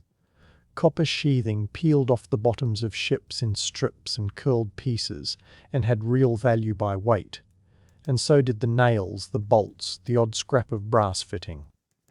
Which stairs collected what, where the barges lay, how the mud behaved after a spring tide. All of that was a quiet body of knowledge held entirely in the heads of people who could not, most of them, have written any of it down. They worked barefoot.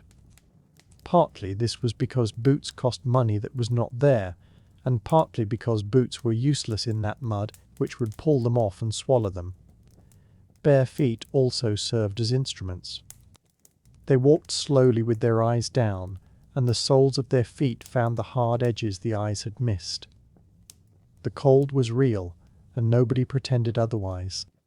The trade paid a few pence a day, and that honest figure made mudlarking one of the very poorest ways of getting a living in the city, poorer than the crossing sweepers, and poorer than the watercress girls. What it had instead of money was independence. Nobody hired them, and so nobody could dismiss them, and the river handed out its findings without asking anyone's age or character or where they had slept. Now go under the street, because the other half of this trade was a different proposition altogether. The sewer hunters, known to themselves and everybody else as toshers, were grown men, generally strong ones, and they went into the brick sewers deliberately and with equipment. The name came from the trade's own word for the best thing they found. Tosh meant copper, the copper that came off ships and roofs and pans and washed down the gutters, and a man who went looking for tosh was a tosher, and the word has outlived almost everything else about them. Their kit was simple, and it was thought about. Canvas trousers, stiff and heavy, and a canvas apron over the front, both of which shed water and could be scrubbed. A lantern strapped to the chest so that both hands stayed free, and the light went where the eyes went. And the tool that defined them? A pole 7 or 8 feet long with an iron hoe fixed at the end, which did 3 jobs at once.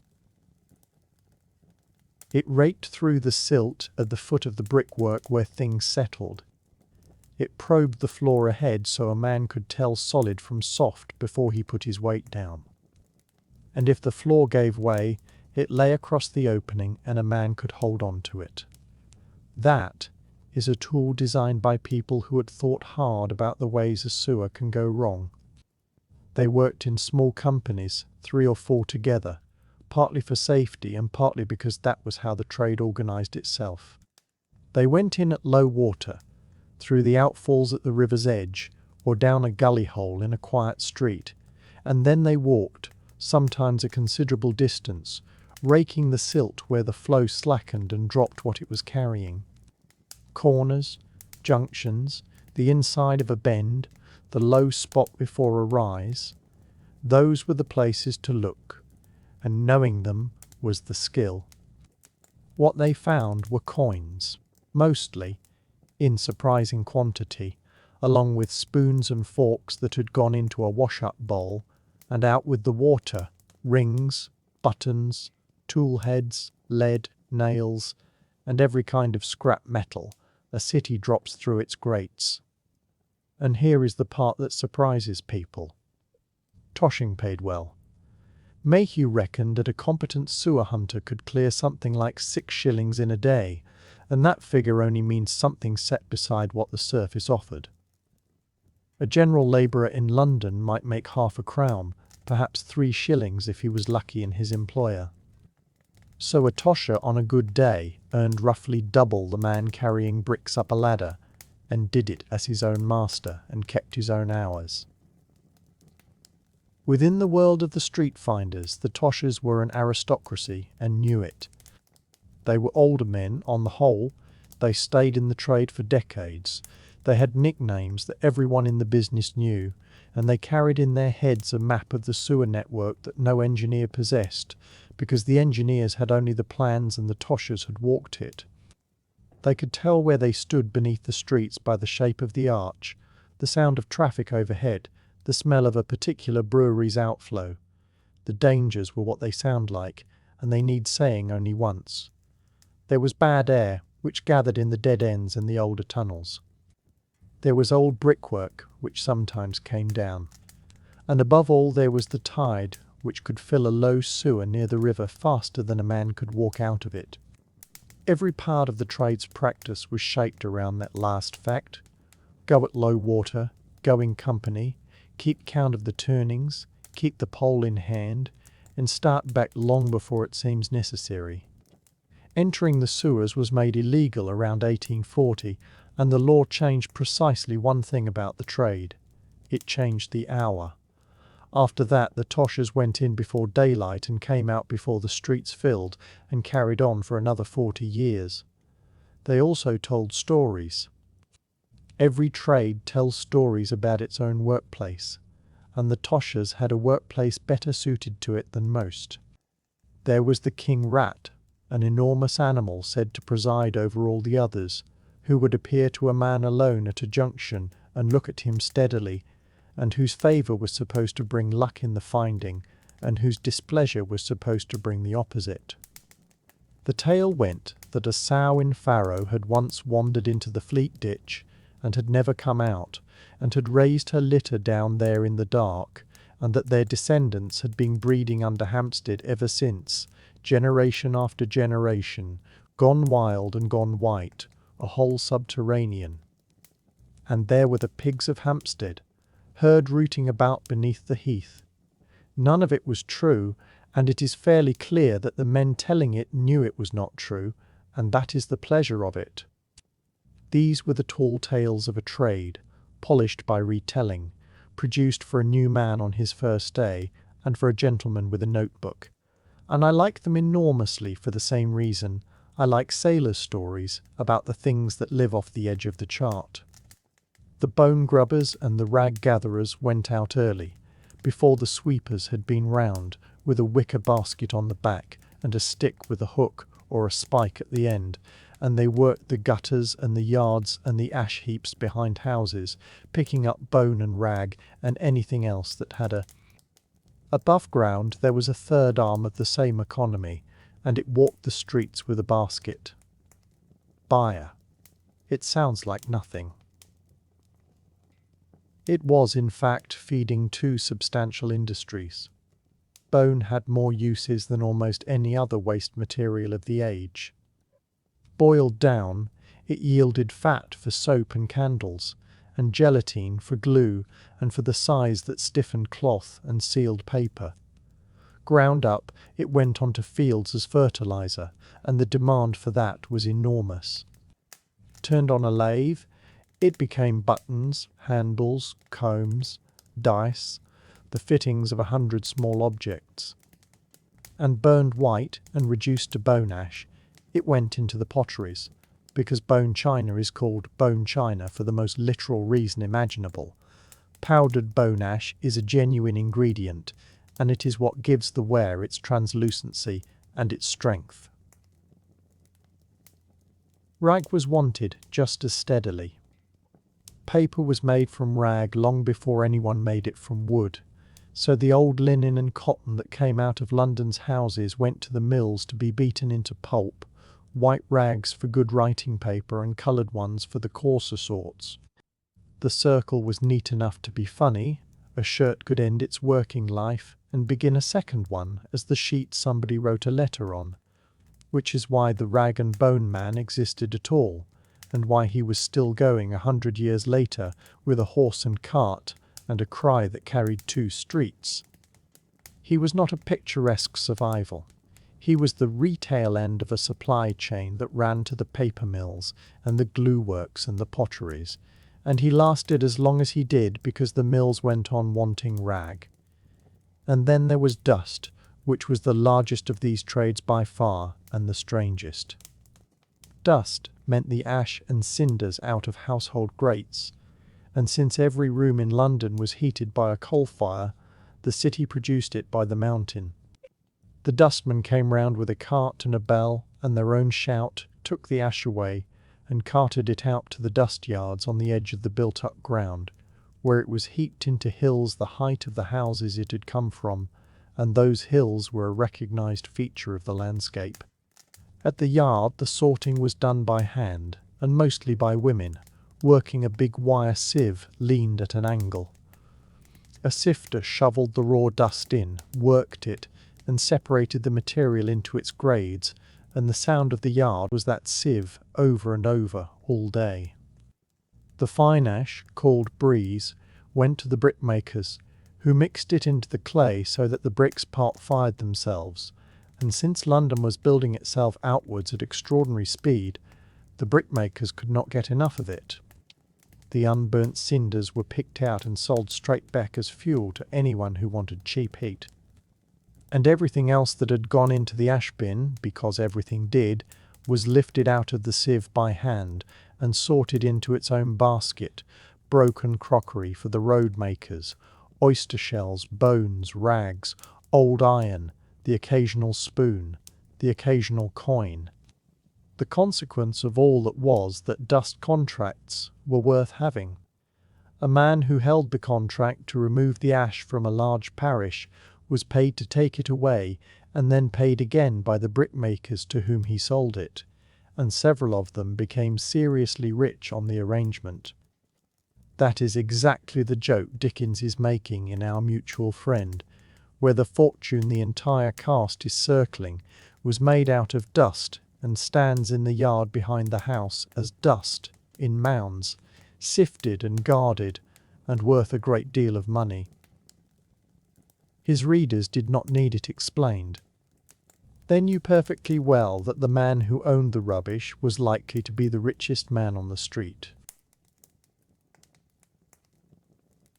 Put it all together, and what emerges, running under and through the middle of the 19th century city, is a complete recycling economy. Nothing much was thrown away in any final sense. Coal came back out of the mud, copper came back out of the drains, bone went into fields and buttons and teacups, cloth went into paper, ash went into the walls of the next street. It was thorough in a way that would embarrass a good deal of modern practice, and it was achieved without a policy, without a slogan, and a full century before anybody thought to use the word. It comes quietly at first, filling the low channels behind them while they are still working, and then the edge of it begins to move up the shingle at a walking pace, and the mudlarks straighten and turn and climb the bank ahead of it, unhurried, because they have known since morning, to the... It ran on nothing but price, and it was powered from end to end by people who had no other options, which is the part that matters rather more than the ingenuity. And out on the foreshore, the water is coming back. Minute, when this would happen. Within the hour the shelf is gone, and the river stands high against the stairs, and there is nothing down there to see at all. There is one trade in this collection older than all the rest, and it was also the first of them to vanish, and its ending explains most of what came afterwards. Before a city had lamps of its own, a city after dark was properly dark. Dark in the way a cellar is dark, where the street is learned by touch, and where a gentleman in good shoes might step off a curb he could not see, and into a gutter he very much could. Into that problem walked the link boy, who was in effect a small human street lamp available for hire. A link was a length of rope or hemp, soaked thickly in pitch or tallow, bound tight and lit at one end. It burned with a smoky orange flame that guttered in the wind but rarely went out. And it dripped, and it smelled powerfully of tar, and it lasted perhaps half an hour. A boy would wait outside a theatre or a tavern with his link already burning, and when a gentleman came out and looked doubtfully into the blackness, he would offer to see him home. The fee was a coin or two. The service was simple. He walked ahead. He held the light low where the paving was broken. He knew which court flooded and which alley had a step in it that had put more men on the ground than any pickpocket ever managed. At the door he was paid, and the link was thrust out in an iron cone fixed to the railings. Those cones survive. In the older squares of London there are still curled iron horns beside certain doorways, bolted to the railings at shoulder height and thick with a century of black paint. They are link extinguishers, the last physical trace of a job gone for 200 years. Nobody polishes them because nobody remembers what they were for. What ended the link boy's trade was not reform, and it was not disgrace. It was engineering. Gas lighting arrived in the early 1800s, first as a curiosity and then, with remarkable speed, as an expectation. A stretch of Pall Mall was lit by gas as a demonstration in 1807, and people came out specially to walk up and down and look at it, and there were warnings that the pipes would explode, and warnings that so much light would encourage immorality by making the night too much like the day.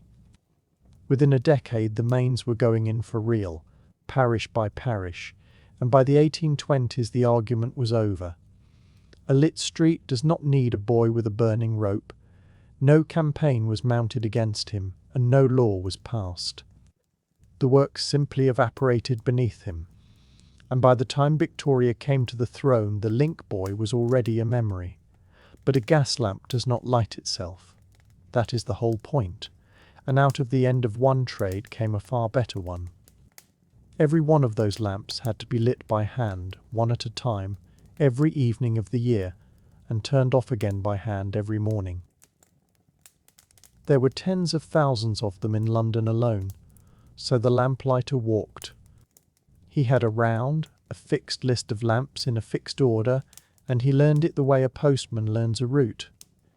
He carried a pole of ash or bamboo, taller than himself, with a small flame at the top sheltered from the wind, and a hook set just below it. The hook turned the tap. The flame did the rest. In the earliest years he carried a short ladder too, to trim the wick and wipe the smoke off the glass. Later, when the lamps carried a tiny pilot flame that stayed alive all day, the pole alone was enough. The rhythm of that job is a lovely thing to think about.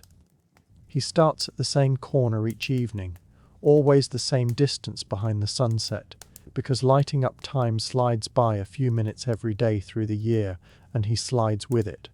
Up, catch, on, up, catch, on. Half a minute. A lamp, perhaps less, and he never once turns round to look at what he has made of the street, because he has seen it several thousand times, and there is another street waiting after this one. It was steady work, and respectable, and reasonably paid, which sets it apart from almost everything else in this episode. A lamplighter was employed by a gas company or by the parish, not scrabbling for coppers from strangers. He had a weekly wage, an area, and often the job for life, and it was common for a son to inherit a father's round. He was a kind of walking clock. If he had passed, it was evening. If he came back the other way, it was morning, and anyone still in bed had overslept. In Scotland he was called the Leary, and Robert Louis Stevenson, who watched one from a sick-room window as a child, wrote a poem about him that fixed him permanently in the affections of everyone who has ever read it. That is not a bad legacy for a man with a stick and a flame.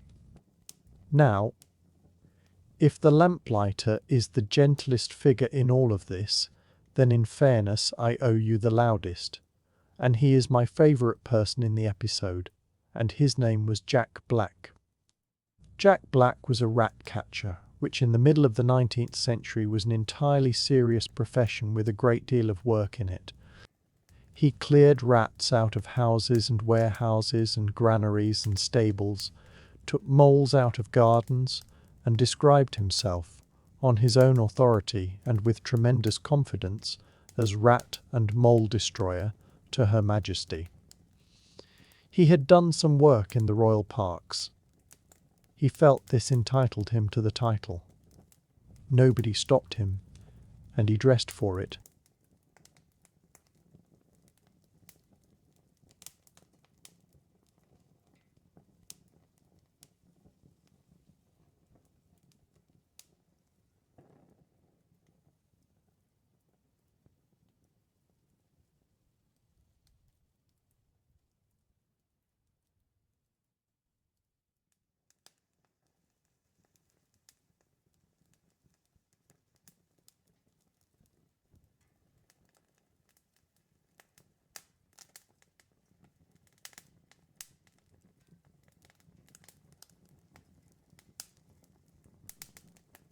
Henry Mayhew interviewed him at length and wrote him down with obvious delight.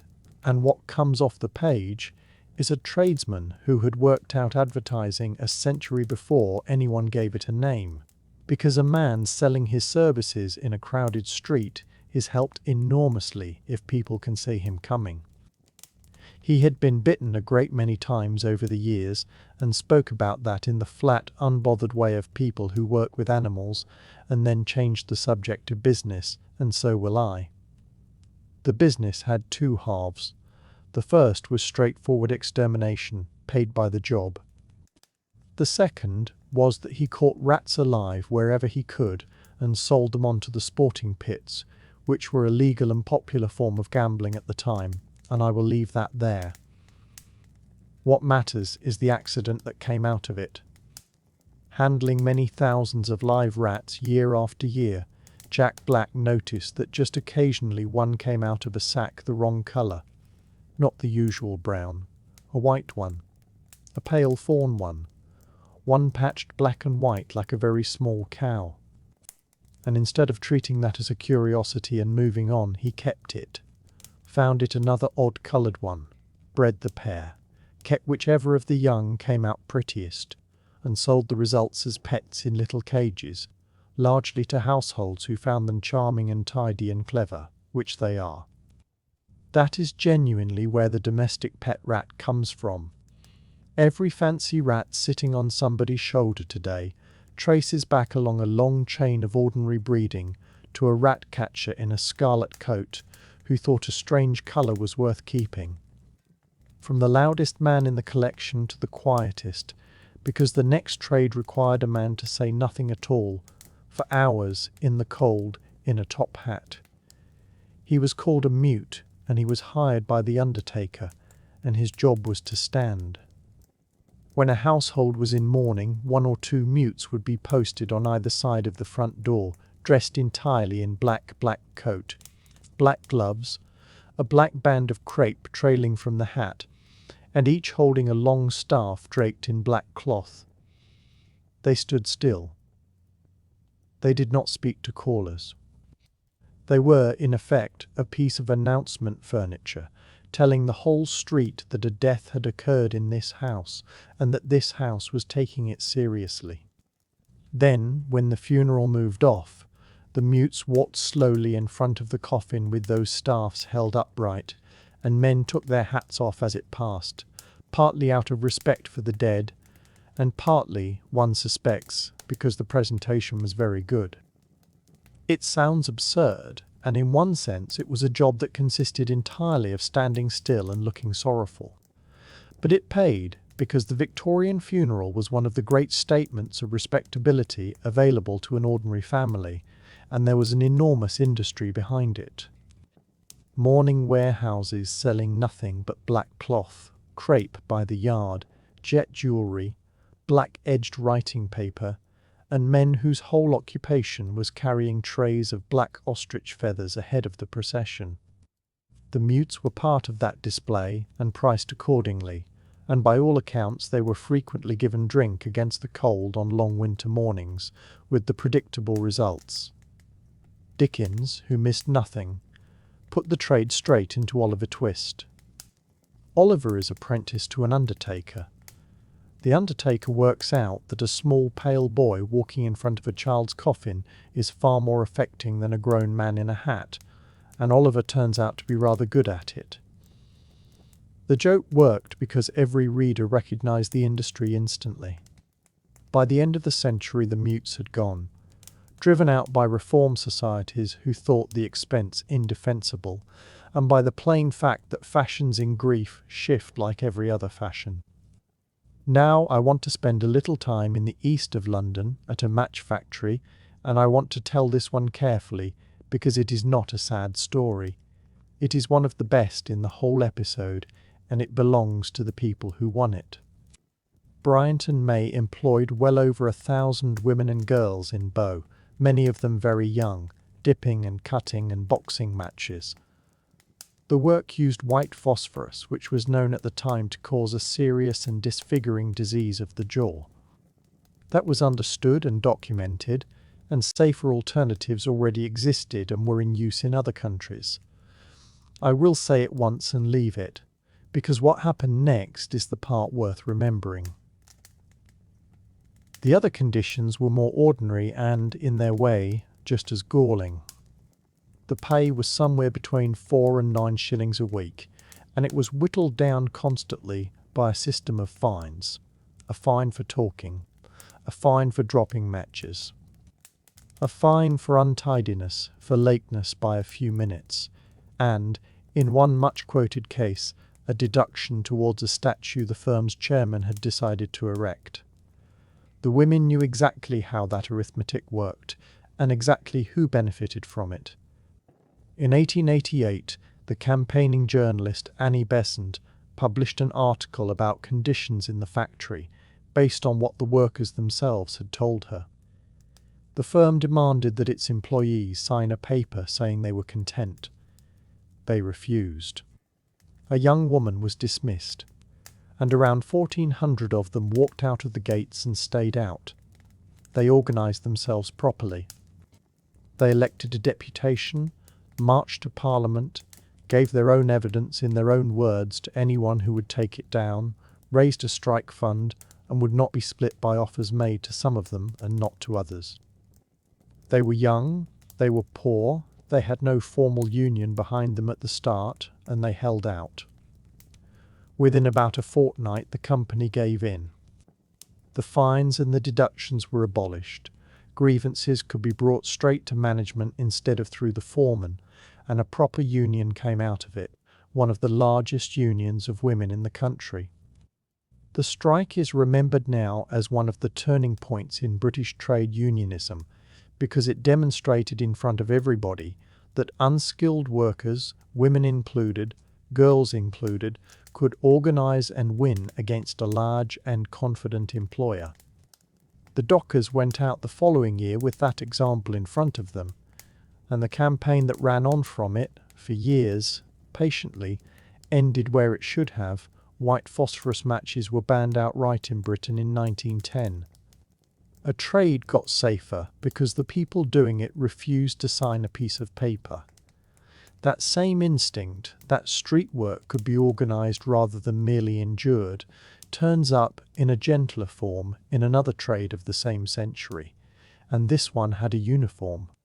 Around the time of the Great Exhibition of 1851, when London was expecting more visitors than it had ever seen at once, and every one of them would be arriving with dirty boots, the ragged schools had an idea. They took a handful of boys from the schools, put them in a red shirt, gave each of them a box, brushes and blacking, assigned each a fixed pitch on a fixed corner, and sent them out as the shoeblack brigade. It began with about 5 boys, and ended the summer with a good many more, and it kept going for decades, with other brigades in other districts in other colours, blue and brown, so that a passer-by could tell from across the road which brigade a boy belonged to. What makes it interesting is the structure. A boy was not simply turned loose with a brush. He had a pitch, so he was not fighting for ground. He had a uniform, so he was accountable, and also, importantly, harder to move on. And his earnings were divided by rule, a share to keep, a share towards his lodging and clothes, and a share banked for him, held back and paid out when he left the brigade, so that he walked away with money in hand rather than nothing at all. It was not charity handed down. It was a job with a savings scheme attached, for children who were already working anyway, and given the century it happened in, it was a good idea rather well executed. One more, briefly. Before the Anatomy Act of 1832, the medical schools of Britain were expected to train surgeons, but were allowed only a tiny legal supply of bodies for teaching, far fewer than they needed. Where a demand of that kind is not met lawfully, it tends to be met unlawfully, and it was, by men known as resurrection men, who worked at night, were paid remarkably well, and were regarded with universal disgust, including by the surgeons who paid them. Churchyards answered in the practical way of the period. They hired watchmen, built little watch houses by the gate with a stove and a kettle in them, and where there was money for it, they set iron frames called maltsafs over new graves. Then the Act changed the law so that the schools could be supplied lawfully and under regulation, and the trade collapsed almost at once because there was no longer any money in it. It is a rather satisfying example of a problem solved not by punishment, but by fixing the supply. And so the evening comes round again, as it does at the end of every one of these days, and the lamps need lighting. He comes along the street just after the colour has gone out of the sky, unhurried, the pole over his shoulder with its small flame steady at the tip. The shops are putting up their shutters. Somewhere behind him a door closes. He stops at the first lamp, sets the pole up into the glass, and there is that soft catch of light, and the pavement underneath it turns from grey to pale gold in a neat circle. He is already moving. The second lamp. The third. Each one wakes as he touches it and stays awake behind him, and the street fills in slowly from one end to the other, one small warm coin of light at a time, until he is a long way off, and there is nothing left to see of him but the last dark shape at the far corner, reaching up. And that, more or less, is how it ended for all of them. One lamp at a time, one street at a time, one quiet Tuesday when somebody simply did not come round any more.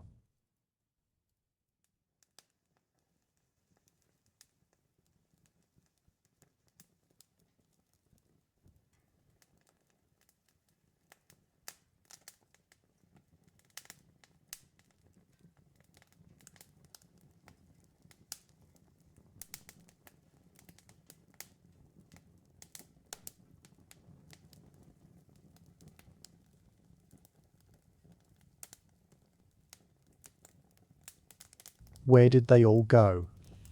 It is worth pausing on how unusual it is that we can answer that at all. Most of history goes out, the way weather goes out. A custom thins. A word falls out of use. One way of doing a thing is slowly replaced by another, and if you ask precisely when it happened, the honest answer is a shrug and a century. That is not the case here.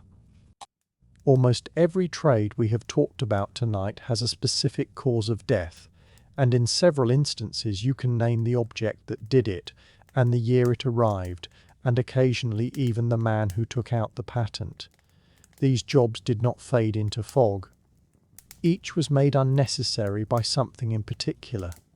So let us go through them unhurriedly and put a date on each one. The knocker-up was ended by the alarm clock, and the arithmetic of it is so simple it is almost sad. For most of the 19th century a clock was a real purchase, the sort of thing a household bought once and mentioned afterwards in a will, and against that, a few pence a week to have your window tapped was a sensible price for a service you could not otherwise buy. Then, in the first years of the 20th century, clockmaking became a mass business, stamped parts, factory assembly, and above all the cheap tin alarm clock, turned out in enormous numbers and sold over the counter of an ordinary shop next to the boot polish. The price came down, and eventually it crossed a line. The moment a clock cost less than a few months of a knocker-up's fee, the argument was finished. Not a moral argument, an arithmetical one. You paid once, and the thing went on waking the house for years, and it never had another round to get to, and it never had to be settled up with on a Friday, though the clock did not do the job as well, only cheaper. In the northern mill towns, where whole streets went out of the same door at the same hour, and the gate was shut on the stroke, a handful of knocker-ups were still walking their rounds well into the 1950s, rattling the windows of houses that had electric light in the hall and a clock on. It rings, and then it stops, and leaves the rest of the negotiation to the sleeper.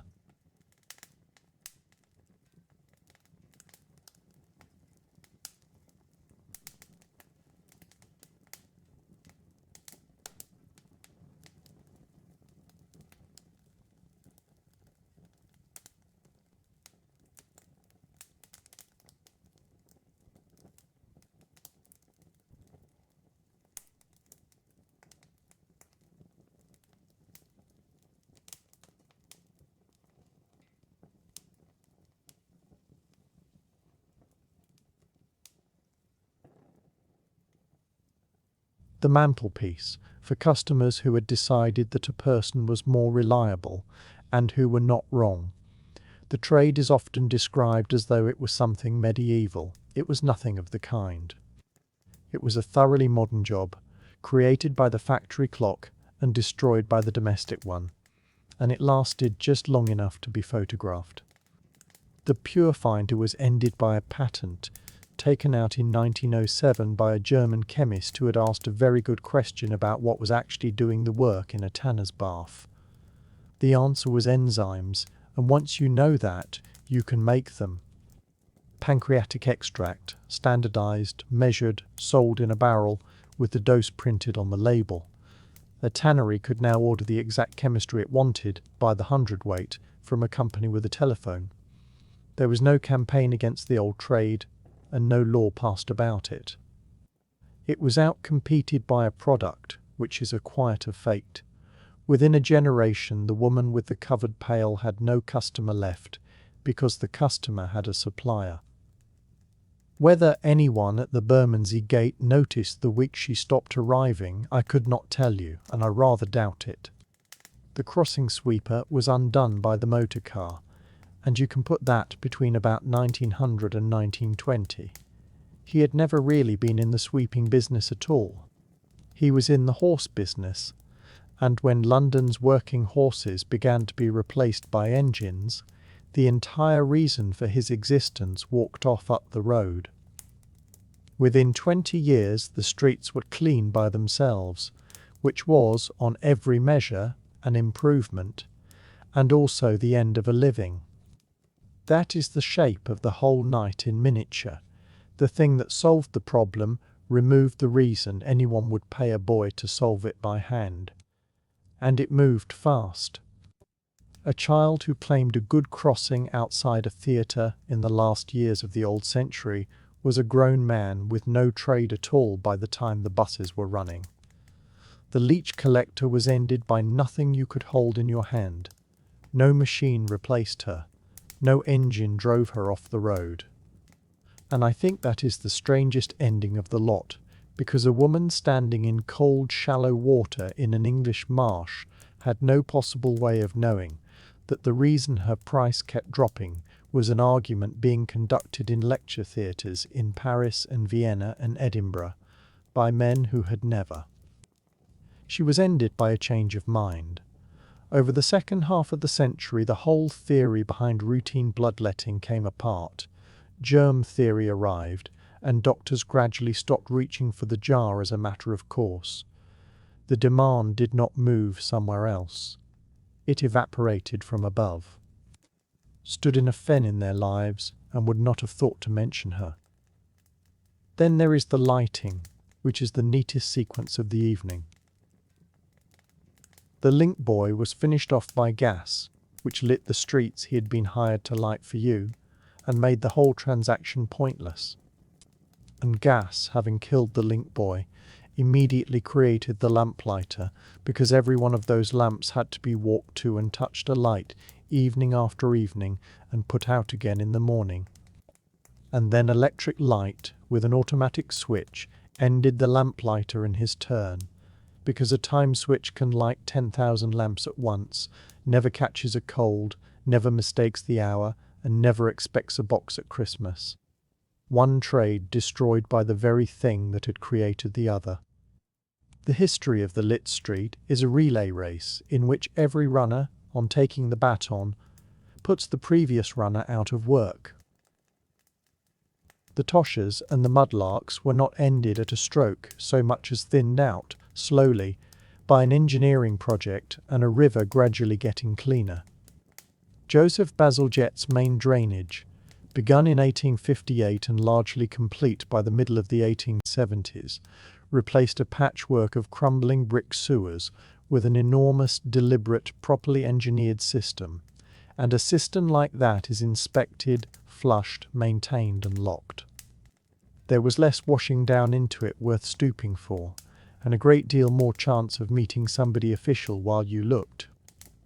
Above ground, the Thames itself was slowly cleaned, the trades along it changed, and the foreshore stopped being the place where useful things arrived twice a day.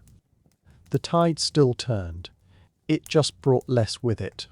And then the largest single thing of all, which is easy to overlook because it does not look like an industrial cause at all.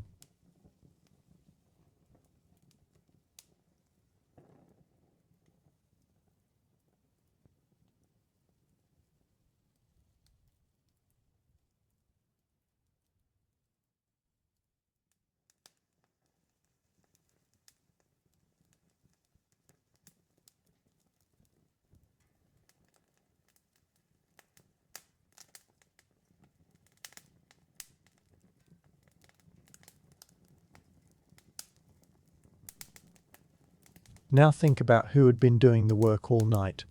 The crossing sweepers were children, the mudlarks were children and the very old. The link boys had been children, and so were the shoeblacks. A great deal of the finding in this city was done by people under the age of 12, because they were quick, cheap, small enough to get into the places that needed getting into, and already out there. Take the children off the street, and a whole shelf of trades loses its entire workforce in one stroke. The Act ended a great many of these jobs immediately, and it did it not by making the work impossible, but by requiring the workers to be somewhere else in the morning. That was, by any reckoning I can make, a very good thing. It was also, in a household counting on those pennies, a loss of income, and both are true together, which is exactly why the school attendance officer was one of the least popular men in London. The professional mute was ended by fashion, which is a gentler executioner than it sounds, and perfectly effective. The vast Victorian funeral, with its plumes and its hired figures and its acreage of black cloth, went out of style over the last decades of the century. Some of that was cost. Some of it was a genuine reform movement arguing that grief should not be a spending competition, and some of it was the ordinary turn of taste. Once the display went, the man standing motionless by the door with a draped staff stopped reading as respectability and started reading as an expense, and the moment a thing reads as an expense, it is already finished. The resurrection men were ended by the Anatomy Act of 1832, which created a lawful and regulated supply for the anatomy schools and removed the market entirely, making it one of the few trades in history closed down overnight by a single piece of paper. And the white phosphorus match was ended by law. The women and girls of Bryant May won their strike in 1888. The argument they started went on being had for another 20 years, and the material itself was banned outright in Britain in 1910. Taste, statute, and a campaign. 3 quite different instruments, and the same silence afterwards. So that is the ledger. A clock, an enzyme, an engine, a change of medical mind, a gas main, a power station, a sewer, a school, a fashion, and an Act of Parliament. With all of it laid out like that, I want to make 3 points before we let the night close over, and I will make them without any shouting, because not one of them needs any. The first is the one I care about most. None of these people were freaks, and none of these jobs were curiosities. Put the city back the way it actually was.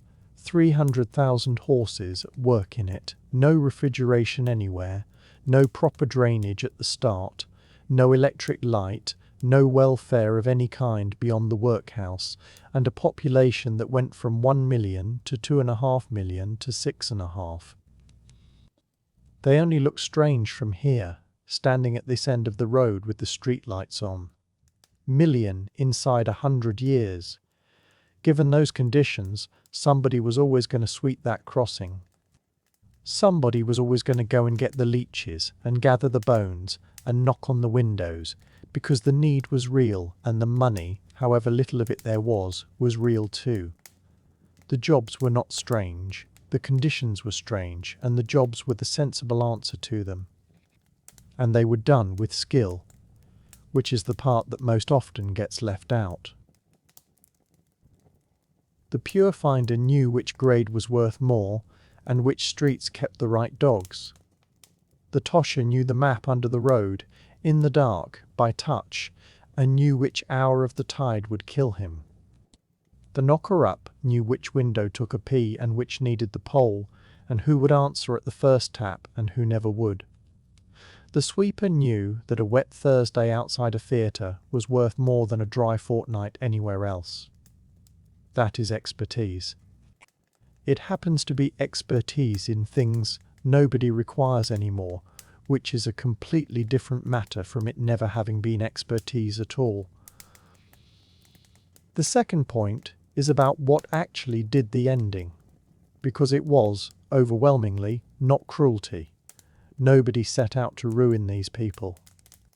The clock, the enzyme, the engine, the sewer, the schoolroom, every one of those was invented or built or voted through by somebody trying to solve an entirely different problem, who was thinking about punctuality, or leather, or transport, or cholera, or children, and who almost certainly never. Nobody drew up a plan to abolish them. Once considered the woman with the pail or the boy with the broom. Progress rarely announces itself. It does not arrive with a proclamation.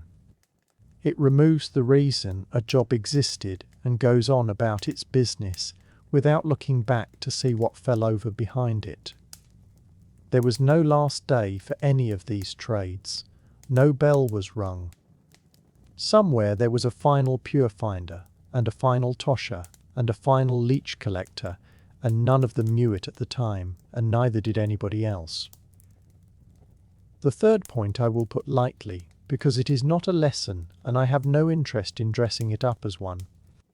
If you take the pattern seriously, and the pattern is a job everybody understands, and then one small invention, and then nothing, then it is worth wondering, without the least alarm, which of the jobs being done tonight will sound just as odd in 150 years. Somebody, at this hour, is being paid to do something that will be entirely gone by then, and has no idea, and neither have we. But there is a second half to that wondering, and it is the half I mind about more, which is whether anybody will bother to write it down. Mayhew's real gift was never sympathy, which is cheap and which plenty of his contemporaries had. His gift was that he asked how much, and then set the answer down to the penny. 8 to 10 pence a bucket. 6 shillings on a good day under the road. A few pence a week, per window, collected on payday. That is the only reason these people are not anonymous. Somebody stood in a doorway with a notebook and asked an old woman what she earned, and took the answer seriously enough to record it. So we go back to the street where we started, an hour before dawn, on the same terrace in the same city, and there is nobody on it. That is the whole difference. No pole reaching up to rattle an upstairs pane, no answering scrape of a sash, no covered pail going south towards the tanneries. No broom waiting at the junction for the first person who might reach into a pocket. No lantern down in the brickwork under the road. No small figures on the foreshore working the low tide. No boy with a burning link at the corner. And nobody coming at dusk with a taper on a stick, because the lamps see to themselves now. The street gets through the hour on its own, unattended, which is a thing no street in this city could do for the whole of the 19th century. And then, somewhere along the terrace, in an upstairs room, in the dark, entirely without assistance, an alarm clock goes off. It goes off precisely on time. It does not wait to hear whether anybody answered. And it did not have to be paid a few pence a week on a Friday, and there is nobody standing outside in the cold who walked half a mile in the dark to make that noise happen. Which is, when you think about it, the entire story of the evening compressed into one small sound in an empty street. The pole is in a museum now.